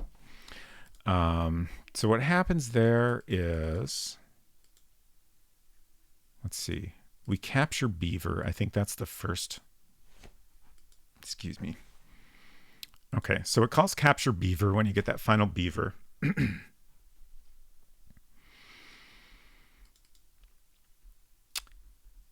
It sets some things. It updates the score. It updates the pelt meter. And when we update the pelt meter, it checks if you've completed the level. And that code will take you to the next stack. But then this is where the bug comes in. It calls, even though you're on a different stack entirely, it's still running code from this stack. Which actually, that's something that World Builder does better. It's smart enough to know that you're in a different room, so it will stop running code. I mean, this is kind of better in some ways, but definitely can lead to unexpected errors like this. So then it runs these two things, which no longer makes sense. So I'll have to put some thought into the best way to solve this. I could just move update pelt meter to be last, to make sure that these other things happen first. I could separate the code that checks if you've beaten the level and put that in a separate function that's called last. That might be the approach I go with. Just because I wouldn't expect a function called update pelt meter to go to a completely different stack. So I think separating that out is probably the way to go. But I'll do that on my own time, just because it'll be a little tedious to do. Programming is hard. Let's go shopping. Agreed. 7 o'clock already. I'm trying to think of what to work on next. Let's try to make this a little bit more fun to play. Let's go back to the first level.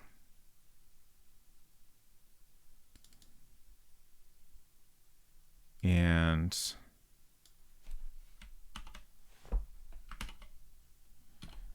so I don't know if y'all saw there, but as I open this card, even though I was going from the 4th level to the 1st, it's updating all my stats at the top of the screen here to match the global variables that were set already. So, you know, my number of traps is carried over, and my score and my lives and everything. The level number is baked into the level, so that doesn't really match the behind the scenes variable, but that's fine because don't always want it to.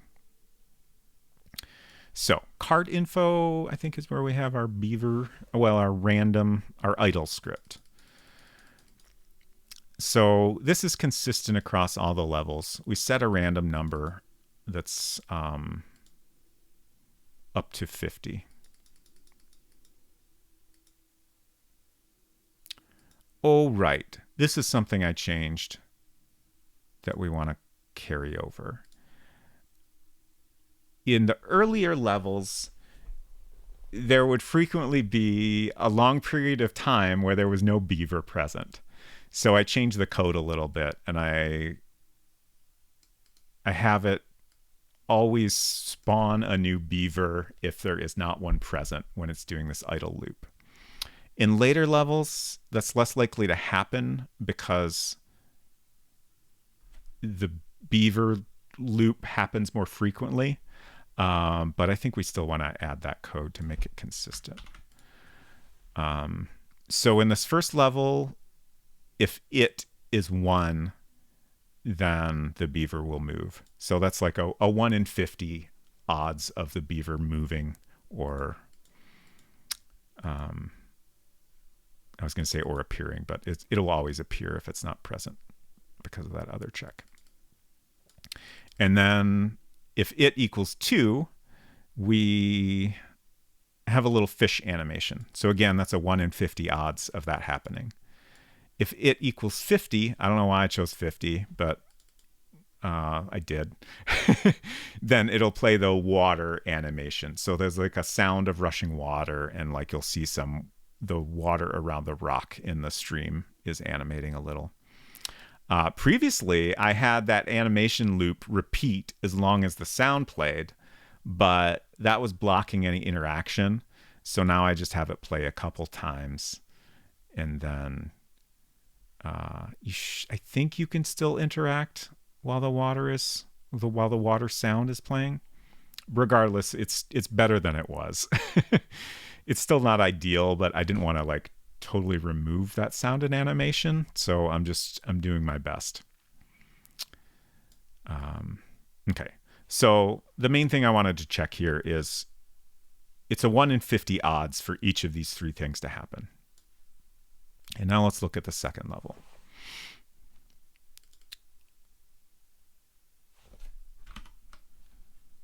Oh, I wasn't fast enough.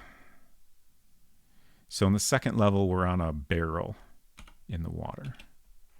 I don't know why. I just thought it would be funny, I guess. And the beavers will chew on the barrel. So card info. So here's our idle loop. Oh, right. This wait 10 ticks was also a change I was making. Was that not in the first one? Let me check. I'm pretty sure I added it there.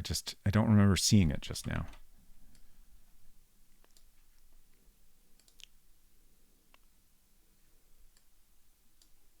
Huh. Was it maybe at the end? No. That's interesting. A tick is a 60th of a second, if I recall correctly. I had to look that up. But it just adds a little bit of a delay. So you have a little bit more time to interact with the controls and stuff without anything blocking that. I'm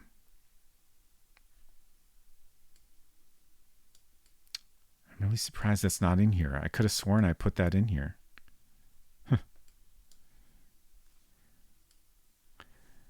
But I think that is good to have and just helps it feel a little more responsive.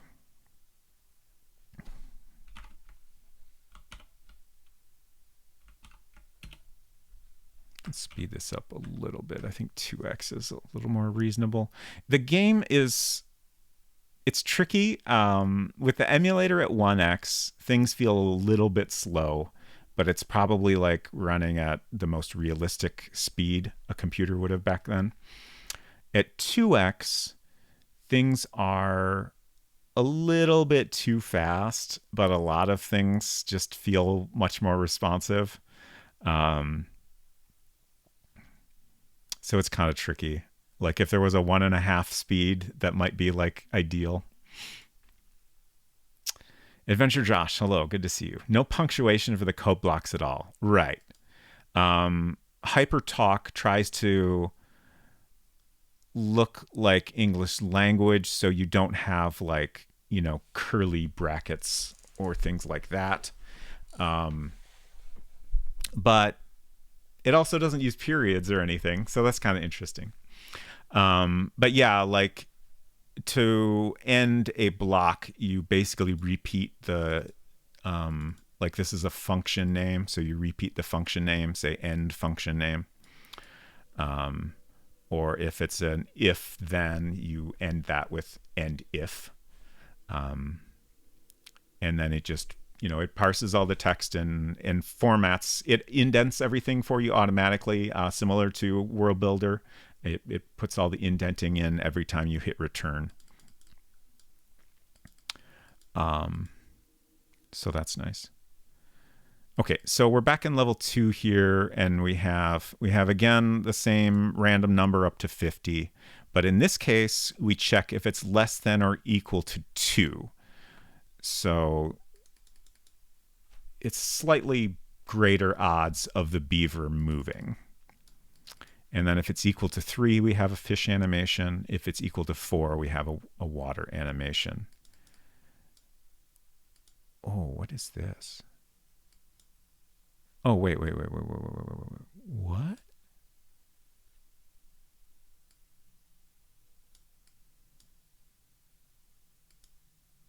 What? Oh, okay. It took me a minute to make sense of this. The beaver related code here threw me off a little. But this is animation that shows Prince Duncan like running on the log, you know, to keep his balance or whatever. So that's another type of idle animation that is unique to this level. Okay, and that happens if it is greater than 45. So it's like a 5 out of 50 chance. So that happens pretty frequently. It might be a little too frequently, but I'm going to leave that as is for now. I have played this level and didn't find it too intolerable. So I think these settings are pretty okay as they are. Let's check out level 3 next. So right now I'm just going through all the different levels to see how frequently the random things happen on each level. Because we want to have like a little bit of increase in difficulty over time, but not too much. So this has some extra code because you can hold Option to duck, which is important if the lightning cloud is above you. But otherwise, it's pretty similar. Here we have, if it is less than 5, then the beaver will move. I think I'm going to change this. Let's have this just increase by 1 on each level. So previously we had less than or equal to 2. We'll go up to less than or equal to 3 here. And then we'll do 4 on the final level. And if there's no beaver movement, it calls this lightning function. Let's take a look at what that does. Oh, where is that? Must be, it's probably in the background.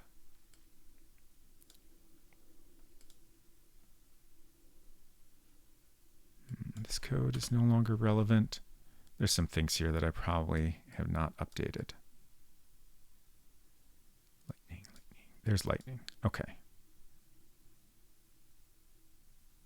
So this repeats a random number of times up to 2. So it basically does this once or twice, possibly 0 times. And it just kind of moves the cloud. That might be too frequent, but we'll worry about that later. Verdant Tree, good to see you. Hope you're doing well.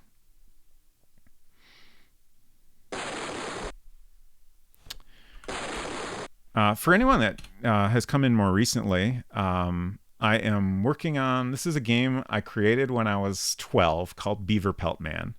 It's kind of a unofficial sequel and completely different game from the Dark Castle series. I stole a lot of art from the Dark Castle games, along with creating a bunch of my own. Verdant Tree.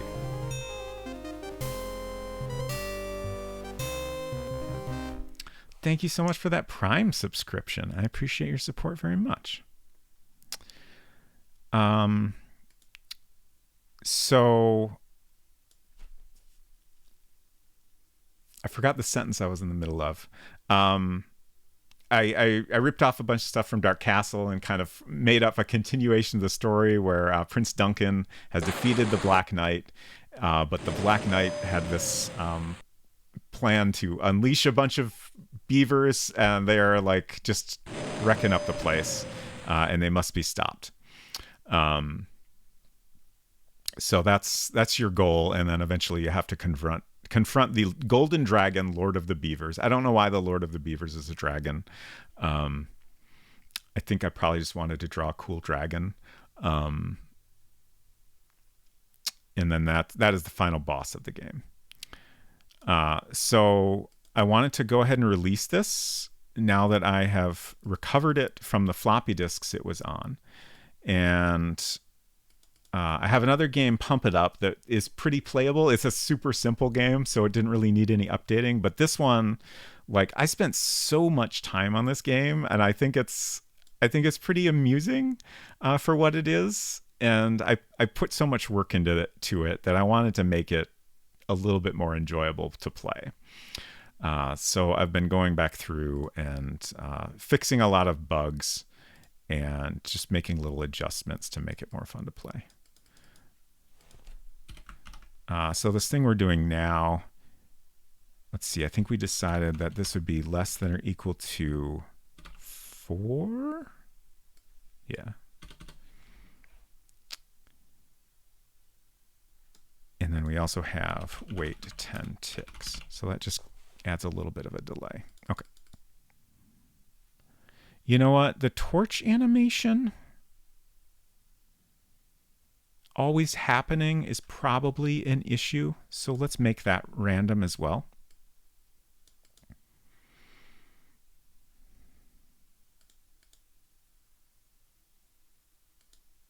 Actually, I can kind of simplify some of this.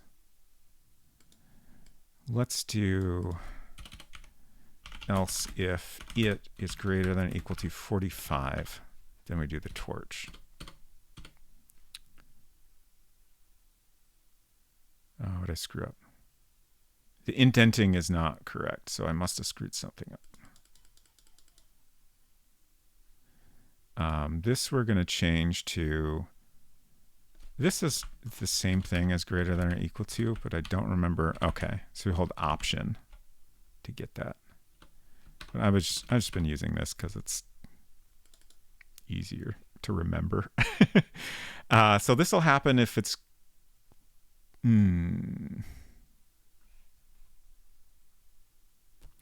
Okay, so I'm going to break this up. We don't need to create another random variable here. So we'll do else if it equals 43, then play wind. Else if it equals 44, then we do the lightning animation. Oh, and then we have an end if we don't want. Thank you for that follow. Good to have you here. Zerudge, let me know if I'm pronouncing that correctly. Oh, wow, I learned HyperCard in high school in the 90s and totally forgot about it until now. Good day, everyone. Good day to you as well. That's great that you learned it in school. I learned HyperCard on my own. My dad brought home a Mac when I was like 10. And we didn't have HyperCard initially.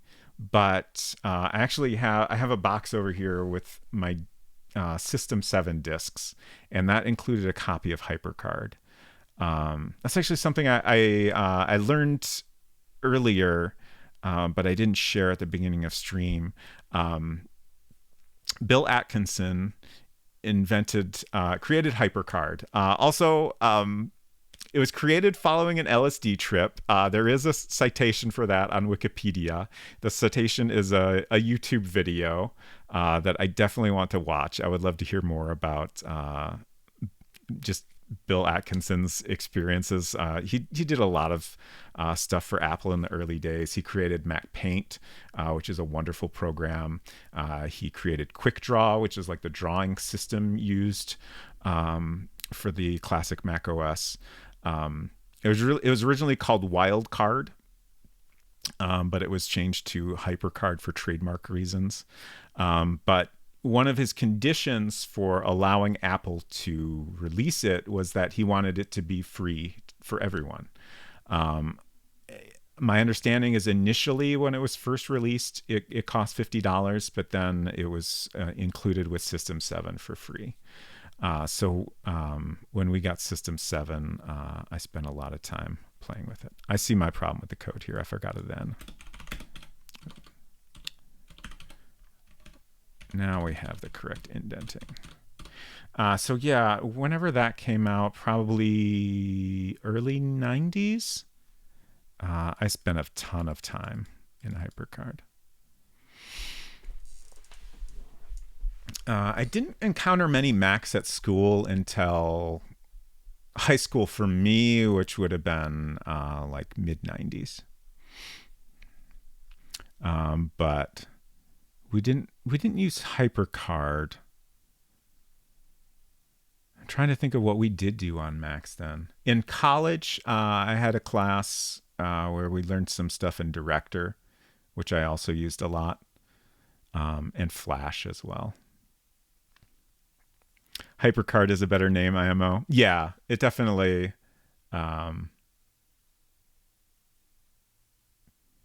It's both more unique, like Wildcard with a capital C. Just it sounds so generic, but HyperCard is a pretty good name and also feels like a better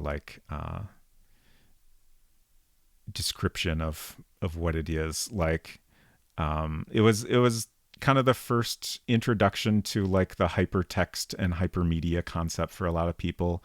I think probably a lot of people weren't really familiar with those terms, but tying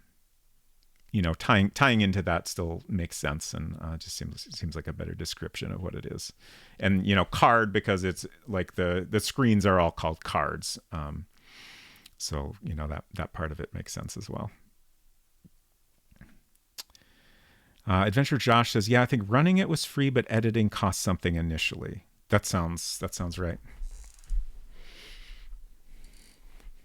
We had a yo-ho-ho copy of the HyperCard software. I see what you're saying there. Hyper sounds very 90s. Yeah, for sure. Okay, so we've updated this a little bit to just be easier to read, and the way it all works out should be kind of similar. I think the lightning and wind will be less frequent than they used to be, but that's what we want. And then the beaver, we're checking if there's a beaver here. So if there's not a beaver here, then we always add a beaver in and let him move a little bit. So that should be good. I do want to go back to the first level and In the later levels, I always have a less than or equal to here. Again, I don't know if a random number can be 0. I have a HyperCard Basics manual under the desk here, but it doesn't cover HyperTalk at all. So I don't think that'll answer my question of how that works. Uh-oh. Things aren't responding. I might have managed to lock it up. We'll give it a minute here. This is a thing that has happened a few times occasionally. I don't know exactly what's happening, but it always seems to happen if I'm trying to like open a card and then interrupt a script or something. Card stack is a fun metaphor from the days of desktop metaphors. Yeah, for sure.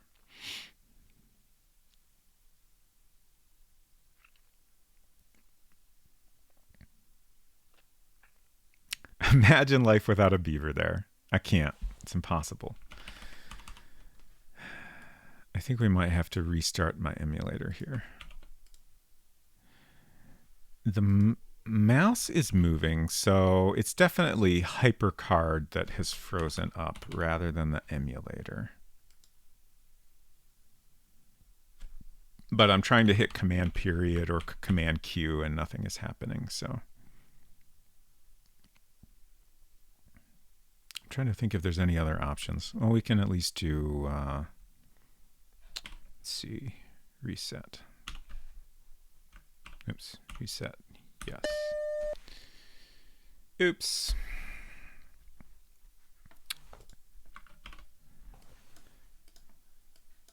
As long as the disk didn't get corrupted or something, we shouldn't have lost anything.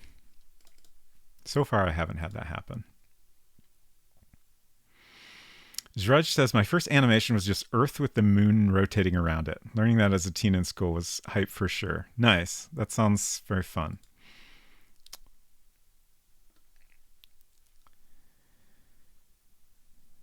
Okay, so I was going back to the first level.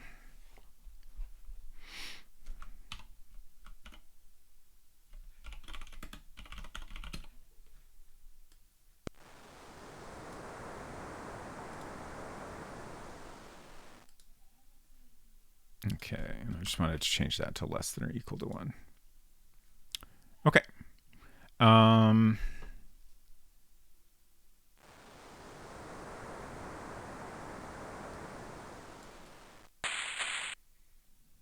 just trying to think of what to do here. Let's play the level we just worked on a little bit more.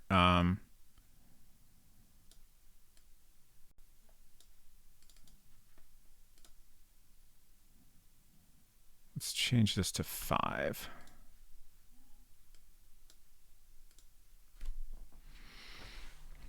Okay, so now we can play half the level and see how well this works here. Already seems much better. What speed am I on? Keep it on 1x. So the lightning is definitely much less frequent now, which is great. The beaver movement is a little bit less.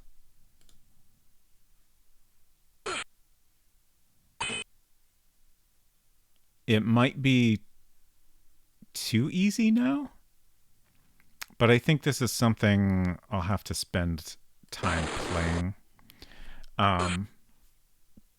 Because one aspect we're not really getting here is, like, this is the 4th level of the game, so you're going to be a lot low. You're going to have a lot fewer traps. Although you can go shopping at any time to get more traps. Also, aiming is a little more difficult. We got lucky on that one. So you're going to be wasting more traps.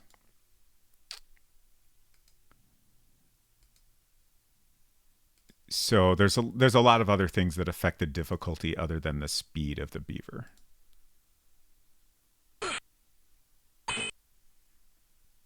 Also, I've gotten pretty good at aiming. I imagine most people playing this for the first time will have a little more difficulty with aiming. We did it.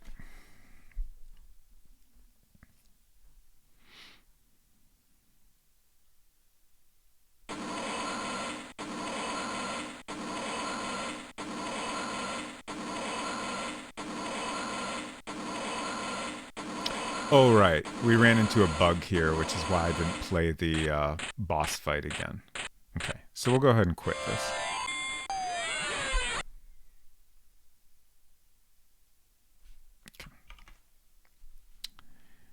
I think it's 7:30. I was figuring I would be wrapping up right now. So let me go see what Unsecret Crush is up to right now and see if I have more time.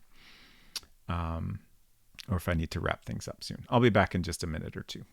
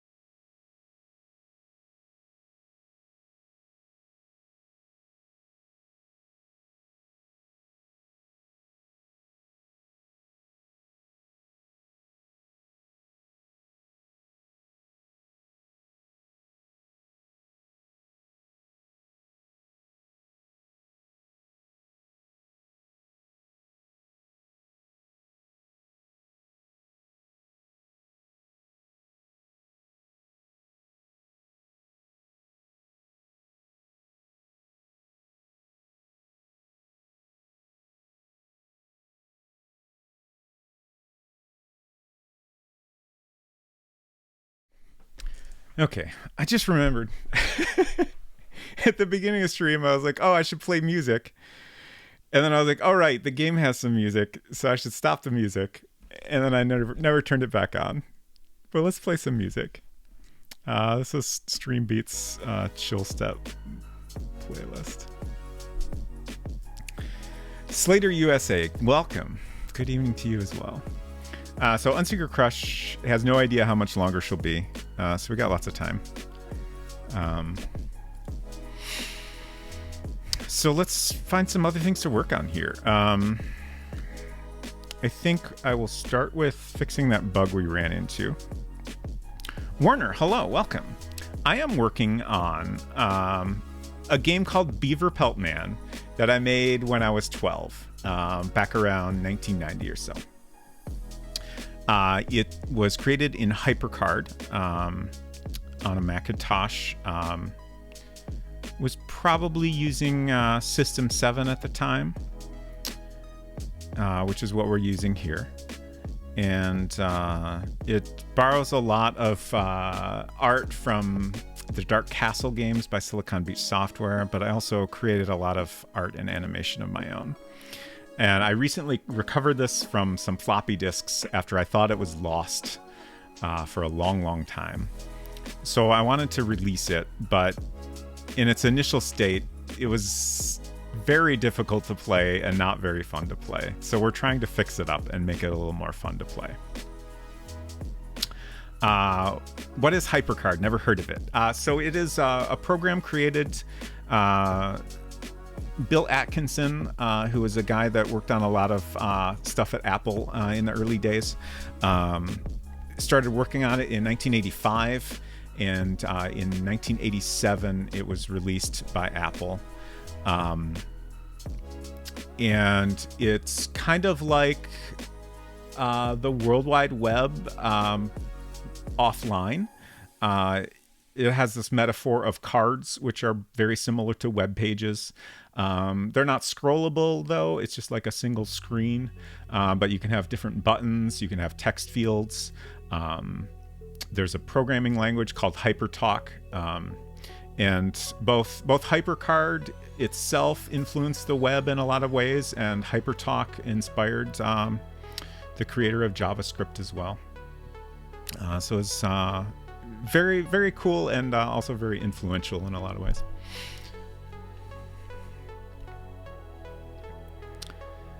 Adventure Josh says, HyperCard is a sort of mix of programming and content that now is easy to understand with our experience of the World Wide Web. Yeah, that's a good way to explain it. But at the time was kind of out there, for sure. I have been, over the past year, working on a game in a program called World Builder, which came out in, well, it was released in 86, but it was created in 84. So slightly predates this, and kind of shares a lot of similar concepts, but is also different in a lot of ways, and was much more geared towards creating specific types of adventure games. But it's been interesting to compare the two and just kind of see another step back in that like evolution of ideas over time. Robot's friend says, now I'm sad we narrowly missed the universe where web developers had to write in HyperTalk and act serious about it. Definitely HyperTalk, I think, is a much more fun name than JavaScript. But I think I prefer writing it. I know a lot of people hate JavaScript, but I prefer it to HyperTalk overall. I said earlier, I don't really love the like English language approach to a programming language, though HyperTalk does a pretty good job with it. I don't mind it too much. AppleScript, I think I dislike because it adds a lot of complexity. Because if you're not familiar with AppleScript, it's a scripting language that still exists today, though it's not really developed by Apple at this point. Like, they fired the one AppleScript guy they had that was working on it, which kind of sucks. But it's really cool. You can like control any program. Programs can have like an AppleScript dictionary that makes it easier to interact with them, but even if they don't have that, you can control them with AppleScript. I still use it all the time. Like, I have stuff for streaming set up that uses AppleScript to like position a window in a certain way to set things up nicely. It's a really powerful language, but it's so frustrating to use. Anyways, let's I think the thing I'm going to fix now is that last bug we ran into where it was trying to run some code for level 4 after it had taken you to a different level of the game. So we want to rearrange things. So that doesn't happen anymore. Back in the day, I was all about Pascal, but that's because I was a Windows guy.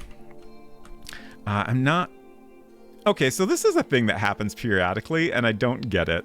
If I hit Command period when I'm opening the first level, sometimes it takes me here. And I think if I don't change that and change it back, it'll, like, reset it to something I don't want. I haven't fully figured out why that happens. It shouldn't happen, I don't think.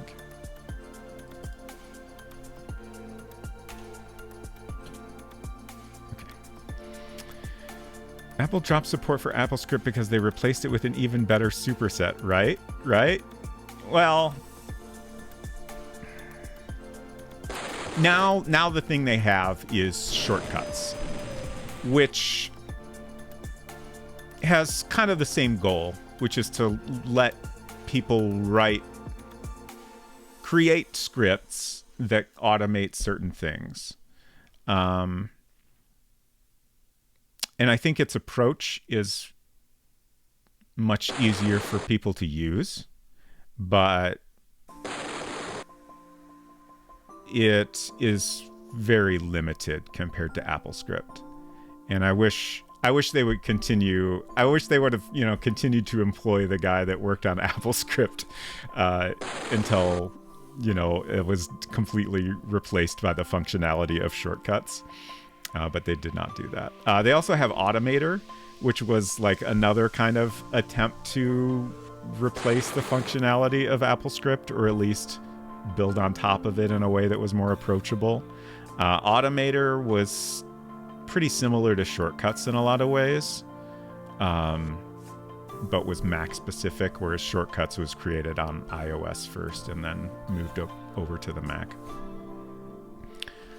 But yeah, shortcuts is cool. It's just, it doesn't do all the same stuff in the same way, especially on a Mac. Though I think you can run Apple scripts from it.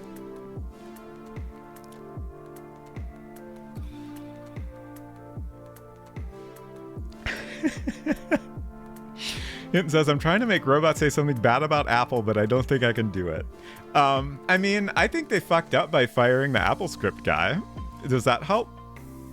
I don't love everything that Apple does. My take on Apple is, I think they hire a lot of great people that I respect a lot and that do great things. But as a company, they certainly fuck up plenty, like any company does. But I do think that by hiring good people, they manage to fuck up a little bit less often, at least in ways that I care about. Anyways, what was I doing? Trying to remember where the script I want to change is. I think that's in the stack script. Speakable items kind of sort of led to Siri. Yeah, that's a good point. Gosh, I haven't thought about speakable items in so long. So there was speech recognition in macOS for a long time. And speakable items let you kind of do anything you wanted if it recognized you saying the name of it and you put it in the special folder. I'm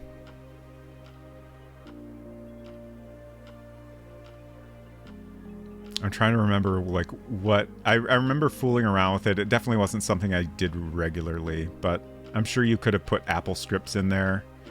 Or, just have it launch an application or something like that. I haven't thought about that in so long.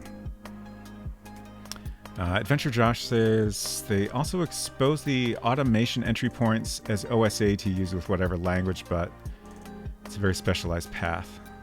Yeah, like, I know you can do the same type of scripting now with JavaScript, which I think I've played around with a little bit. But, like, it's hard to find good documentation on AppleScript, and it's even harder to find documentation on doing the same stuff with JavaScript. So if you run into something that you're not quite sure how to do, it can be tricky.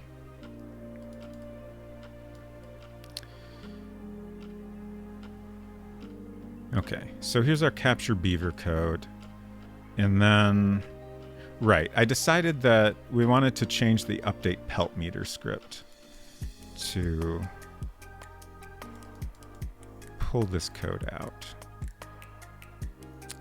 So we have, if pelts is greater than or equal to 10, then we show the poorly named p dialog.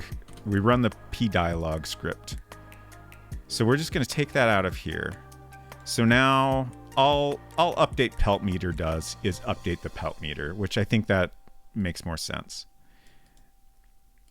And then we can add a new function that all it does is determine if you've completed the level or not. So we'll call it complete level. Or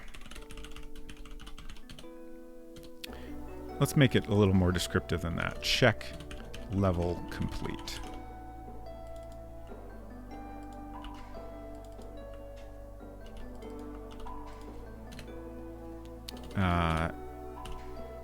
And we need a line here, global pelts.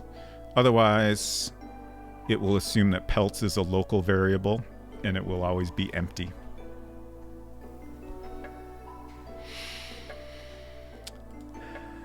Let me catch up on chat here. Adventure Josh says macOS development these days is very much let's move to the next thing in the way Silicon Valley is in general. Yeah. Which I get why.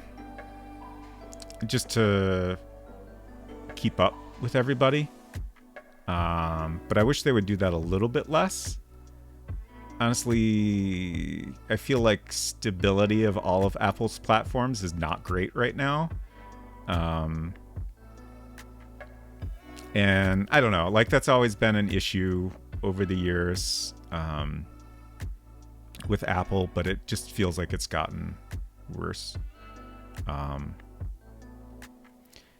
And I think it kind of feels like iOS is becoming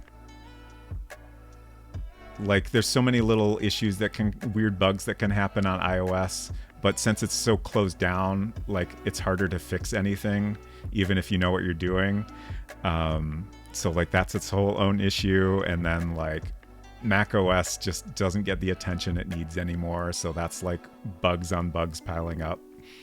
I've had a file sharing bug that's made file sharing very difficult to use. I have to restart my computer to use file sharing fairly often. And that's been around for over a year now. But I mean, this is just kind of all software these days. So I don't know. Software, man. Okay, so now we're calling check level complete at the end of this block. So now that we've moved this check to the end of this function, we shouldn't ever have anything. Actually, we'll go ahead and check the p dialog function.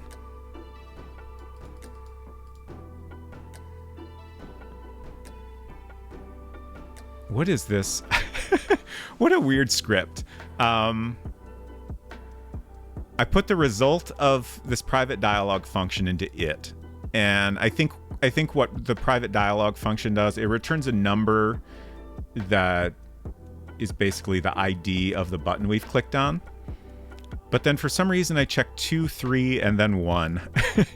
I guess maybe 1 is an unexpected result. It doesn't matter. I'm not going to bother updating it. It's just weird how I've written this. But the important thing is, if it equals 3, then we go to the next level, and that's the only other thing that should happen here. So we shouldn't have any other script that's happening on that stack. So that solves our bug. We do want to take these changes and copy them over to our other levels. So I'm going to do that now. So I'm going to copy these 2 functions that we've changed. Werewolf is done. Food in like 20-ish minutes. Okay. I will wrap up right around 8 o'clock. That's perfect. Thank you. Was that? Stack. That's stack. Thank you for flushing your coins down the toilet. Let's see. I missed some chat here. Furkunk says you could definitely run scripts from speakable items. It was pretty rad. Yeah.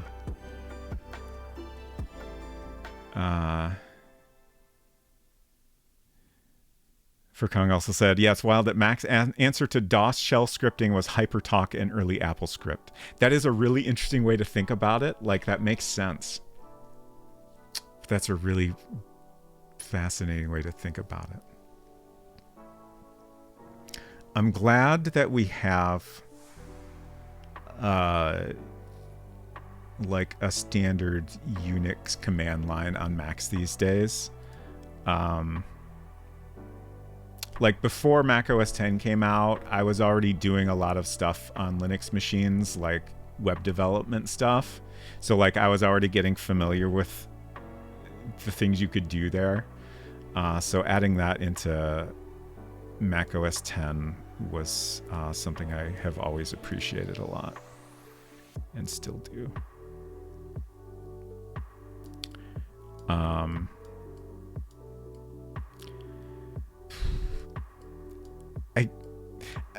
I try not to complain about Apple too much because, like, I don't know, it just feels like whining about things I can't do anything about. So like it's not that interesting. But I would love if iOS eventually evolved, especially like on an iPad. It would be great if an iPad was as powerful as a Mac.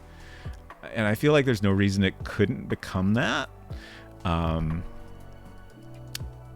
And you know, there are apps you can download that give you a command line. Panic had a great one. I think they stopped supporting it. I can't remember. Called Prompt. But because everything is locked down, sandboxed so much, you're very limited in what you can do with it. Like you can do more on a different computer that you're connecting to than you can on your own iPad. Hinton says, I'm thankful that it is still possible to use non-Apple programming scripting languages to do things on Mac OS. Shout out to my hacky R scripts. R? What is R the name of a programming language? Or is that short for Ruby, maybe?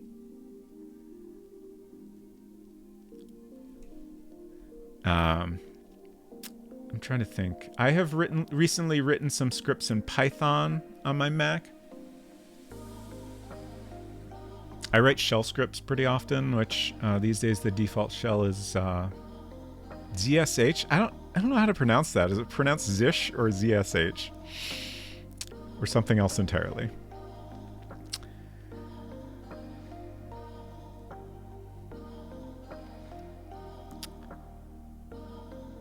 Six Seven says, just think how great the ecosystem will be when iOS is the only OS. I don't think Apple plans on that. Like,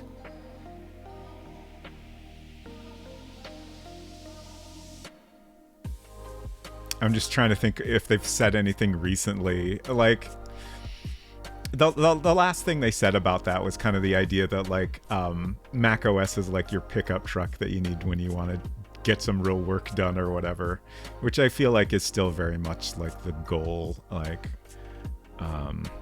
you know, these days you can do some programming stuff on iOS, but like continues to be the focus, you know, keeping Xcode on the Mac. Although I'm real curious what they're going to do with their whole Vision OS and Apple Vision Pro. Is that what the goggles are called? I'm not excited about that, but I'm also kind of curious. Derek V. Fields, good to see you. We're working in, this currently is just a text editor, but we're working in HyperCard today. Working on a game I made when I was 12 called Beaver Pelt Man. Doing my best to make it a little bit more fun to play, which has been a challenge, but I think we're getting there. It's at least at a point where I enjoy playing it, so hopefully that means other people can enjoy it too.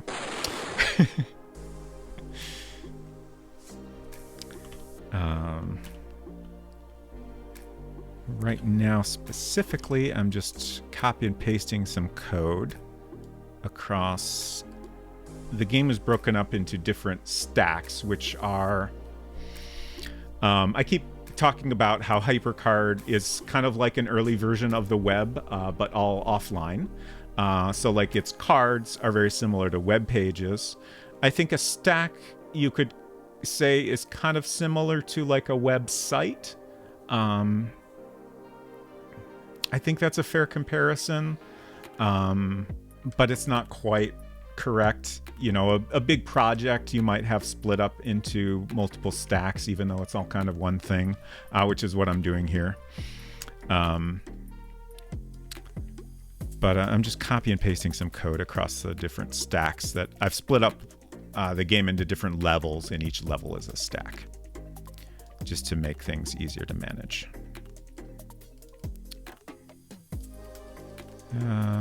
Did I scroll right past it? Okay. We're looking to replace the capture beaver code, and we've added a new check level complete function.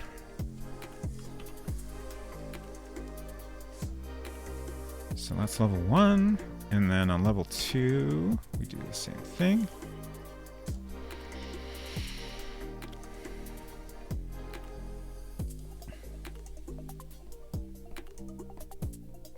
Oh, R is for statistical stuff. Okay. Interesting. I feel like I've never even heard of that, which is surprising to me. I mean, it's not surprising to me that I wouldn't know something that's very focused on statistics. It's just, I feel like most programming languages someone would mention I've at least heard of. Even if I know nothing about it.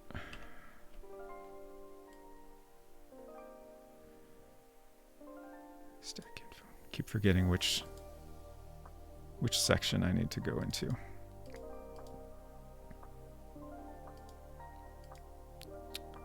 Capture beaver. Okay. So that's all the levels except for the final level. The final level, the boss fight, I haven't done anything with yet. The gameplay is completely different there, so that's going to kind of present its own challenges. And I hope I can manage to make that part fun. But let's go back to the starting point here. Adventure Josh says I have an Android app that's sort of Debian inside a sandbox, but just typing is awful, so...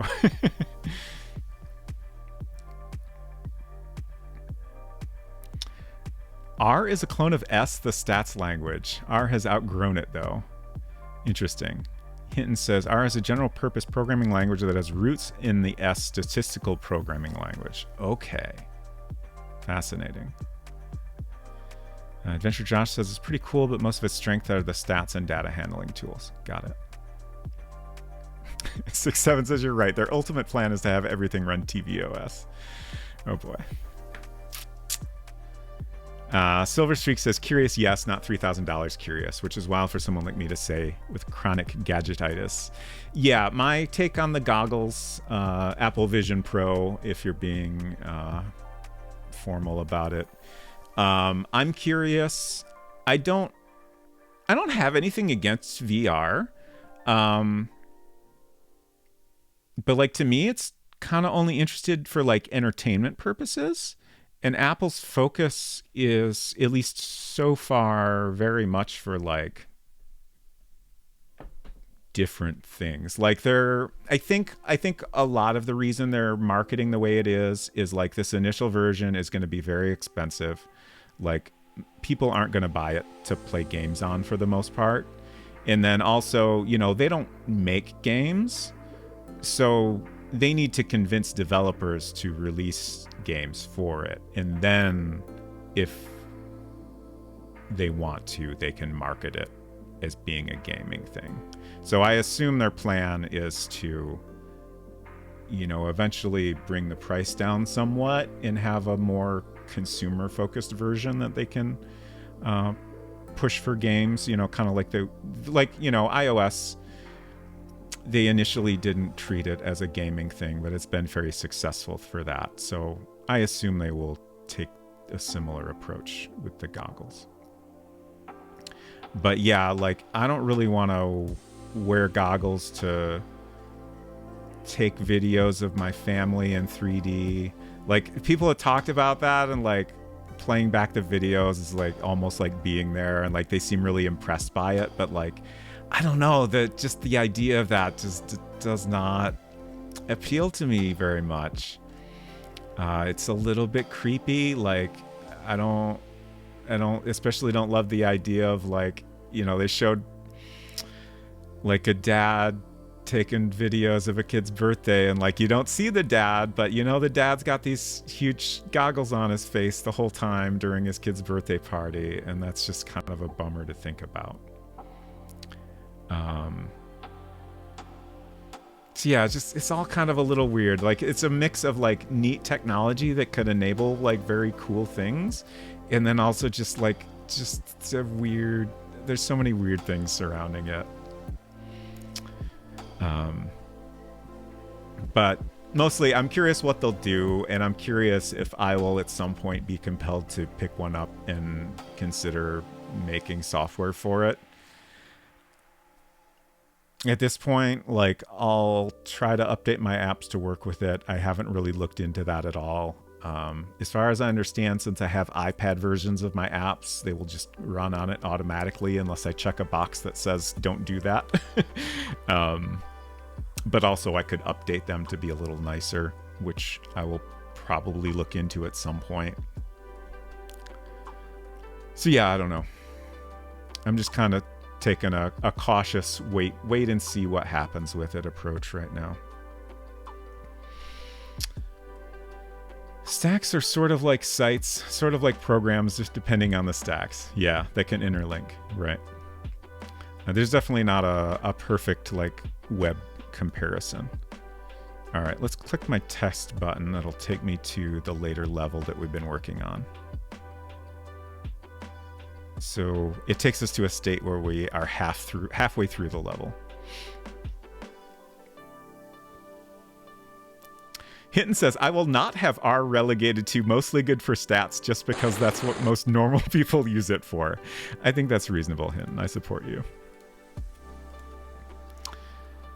Adventure Josh says, sometimes it feels weird. Like you can make a stack that links to someone else's stack and feels very jarring, or you can do a lot of work to make it feel seamless. Right. I think VR for more than entertainment has kind of yet to prove itself. I think it might, but I'm not sure.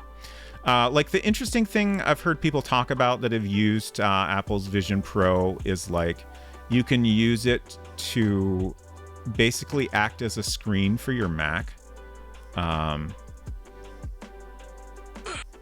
So like you could potentially have a very big screen to work on, and you know, instead of having to move around a giant monitor, you just have these, you know, this headset.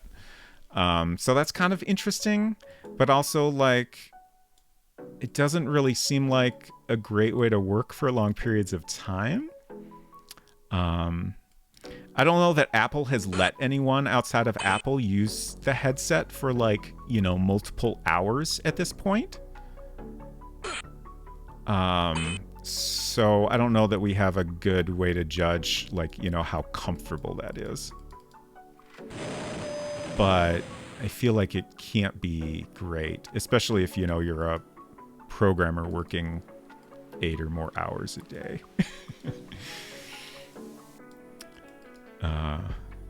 Or, you know, any field.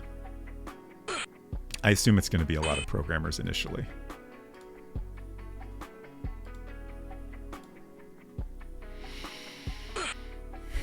Derek Field says, I gladly accept one for free. Yeah, same. Like, if they ever offer me one for free, I will accept it, and I will look into developing software for it. Absolutely. I don't expect that to happen anytime soon. Actually, I can't remember if I ever signed up. Like, they had a thing to sign up for if you wanted to buy one as soon as possible. If you're a developer. I don't think I ever did that. I think they wanted a bunch of information, and like I had to sign a bunch of forms. Oh, right. I remember. Like to get on this like early access list, you had to like say that, like, it's basically Apple lending you this device.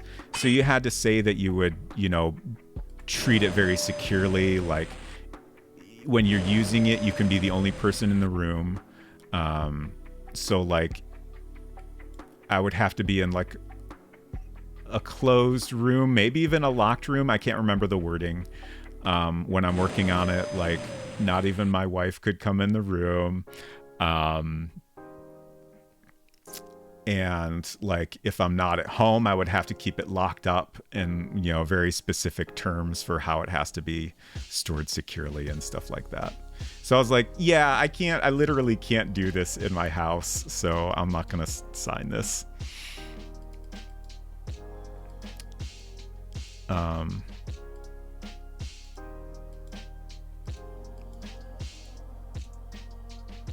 And so far, I don't think they've announced any sort of like discounted pricing for developers or anything, which I kind of don't expect them to ever do. All right, we did it. We beat the level. So hopefully now we will get to the boss fight without any scripting errors. That's the dream. We do have a little animation to watch. Culinary Disaster, hello! Thank you so much for coming by. I hope you had a good stream. You have been playing RuneScape, correct? I've missed all of your RuneScape streams. Oh, RoboCop? RuneScape warm-up, then RoboCop. Got it. I hope you've been enjoying both of those. And welcome, everyone. I'm Robot Spacer, if you happen to be new here. We are currently watching an animation from my game Beaver Pelt Man, which is made in HyperCard back in 1990. I've been spending some time today trying to update it to make it more fun to play. And unfortunately, I've just run out of time. Oops. I've also just died. Stream will be ending shortly, but we'll definitely find someone good to raid. And I'll show you this boss fight a little bit before we wrap things up. So this level is completely different. You're fighting the Golden Dragon, who you see on the right here. The Golden Dragon is shooting fireballs at me. I'm using the Option and Command keys to move up and down. And then I have to... For some reason, I now have my own fireball type ability. I guess it's more like a laser beam. But I can hold down the mouse. And, oh boy, I'm gonna get, okay. This part of the game is really hard. I'm hoping I can make this more fun to play. But I charge up this weapon, and then I can fire it. And then hopefully it does some damage. It did not do any damage. I was too low. Let's try that again. I don't know if it needs to be fully charged to do damage. I think it's a little buggy, shockingly.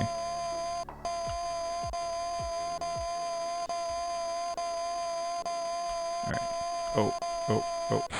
Oh, shit. Okay. Here we go. I think this is a good spot. Oh shit. Okay.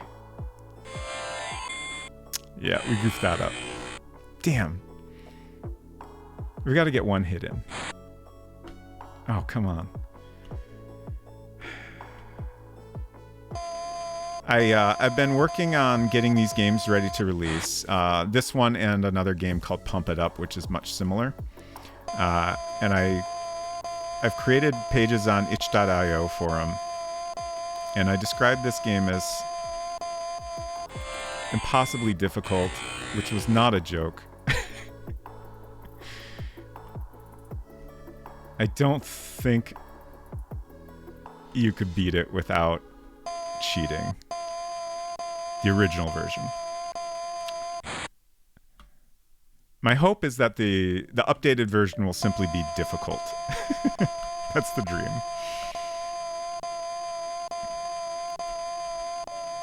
Okay. Oh, man.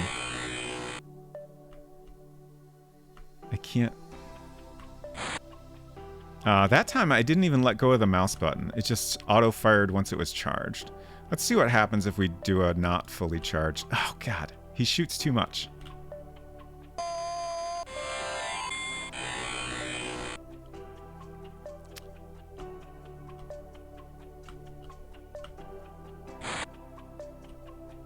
Movement is also really hard, like...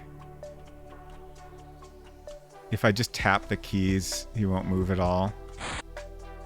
Which I think is probably a situation similar to some other bugs that I've fixed in earlier levels.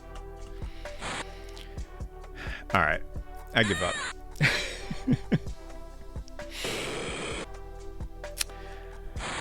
But that's going to be it for today. I think we finished, we got level 4 in a playable state.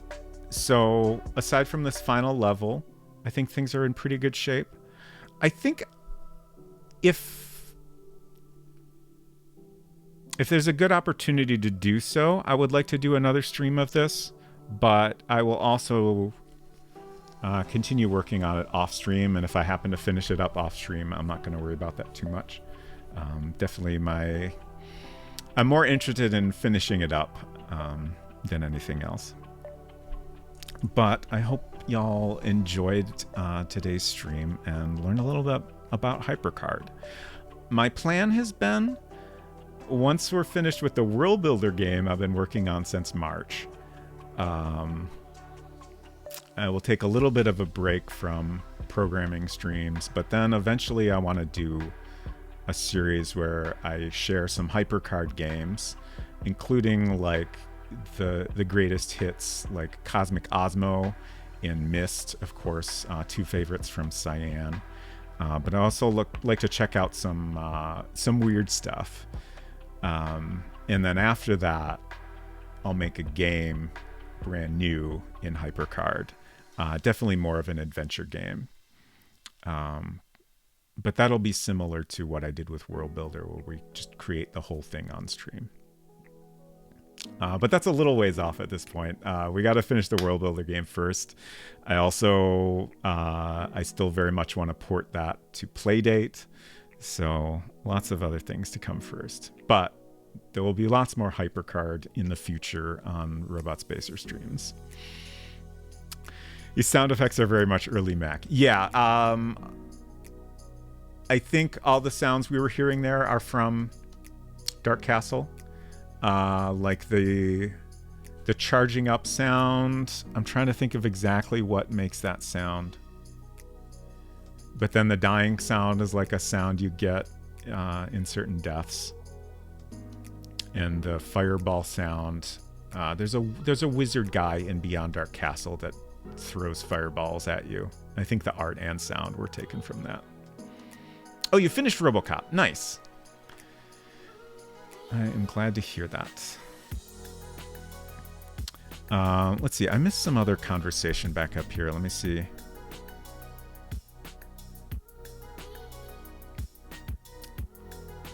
Silver said, this reminds me that I should potentially add a VR stream day to my Charity Week streams. That sounds fun. Unsecret Crush said, it's almost like being there. Meanwhile, you had a layer of screens between you and the memories while recording it. Yeah. One kind of interesting thing there is apparently you can capture like 3D images with a phone using the latest iOS software. So potentially you can capture an image that you can look at in the headset that, you know, is not really any different than taking a normal photo today. So you don't necessarily have to be wearing the goggles to take an image, but yeah, I mean, it's still a little bit, there's some weirdness involved.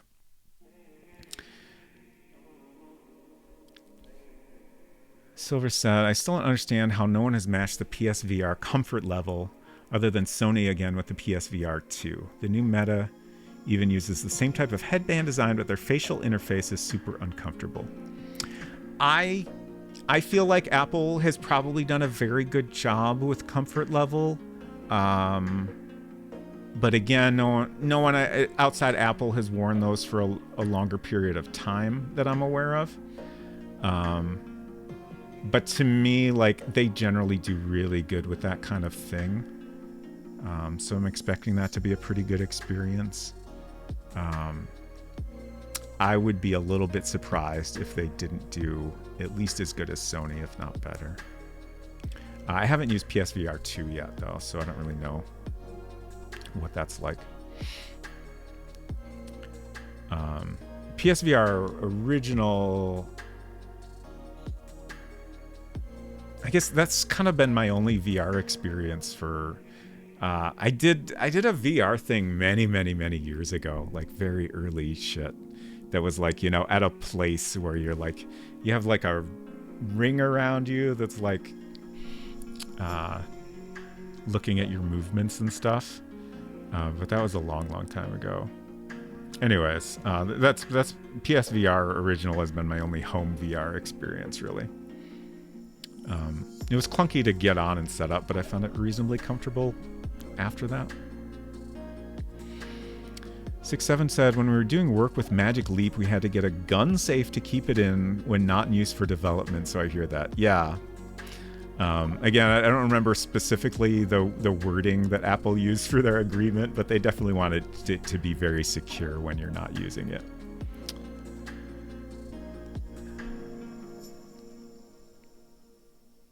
Once Your Crush asks, is that the player character or the dragon yelling? Well, that's the player dying. I hope that answers your question. Once Your Crush said, true, but that's not how they initially presented the goggles. Yeah. I mean, I think they kind of tried to avoid the reality of capturing images with the goggles. And at the time,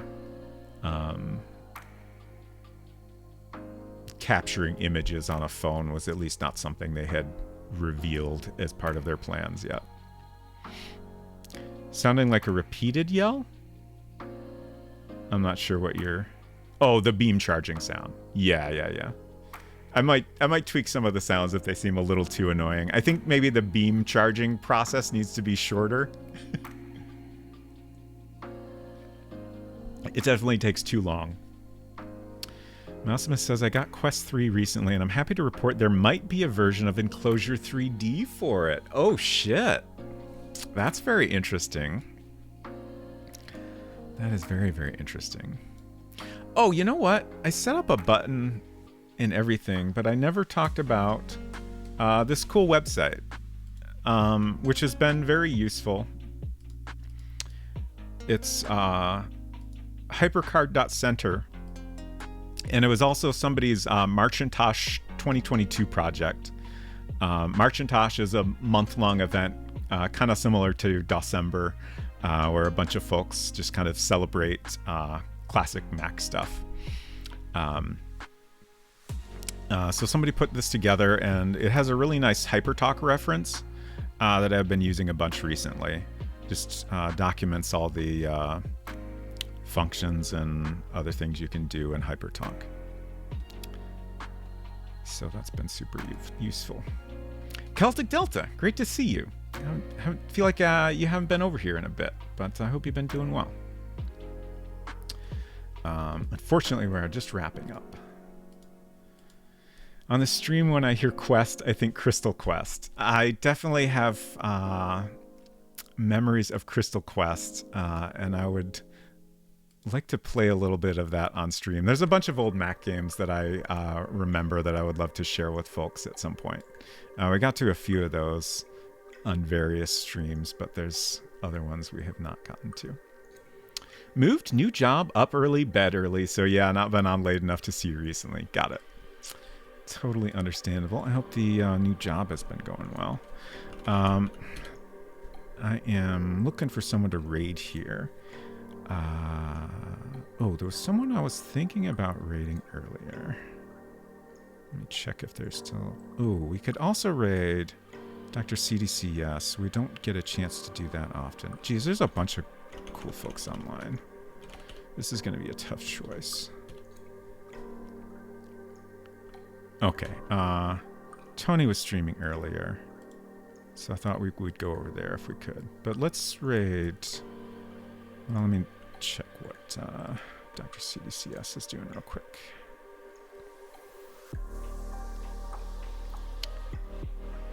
Secret of Monkey Island EGA. Okay, that's perfect.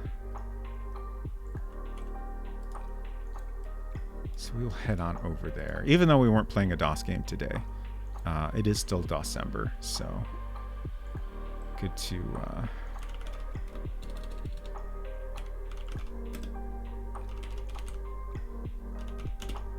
raid other December folks. CDCS. There we go. I think we got it. Great to see you too, Celtic Delta, and all the rest of you. Thank you so much for hanging out. I hope you had a nice time. I certainly did. I hope you have a nice weekend. I will be back on Tuesday for more Maupiti Island before I take a break for the holidays. So hopefully I'll see you then. But if not, have nice holidays and stuff, and take care of yourselves.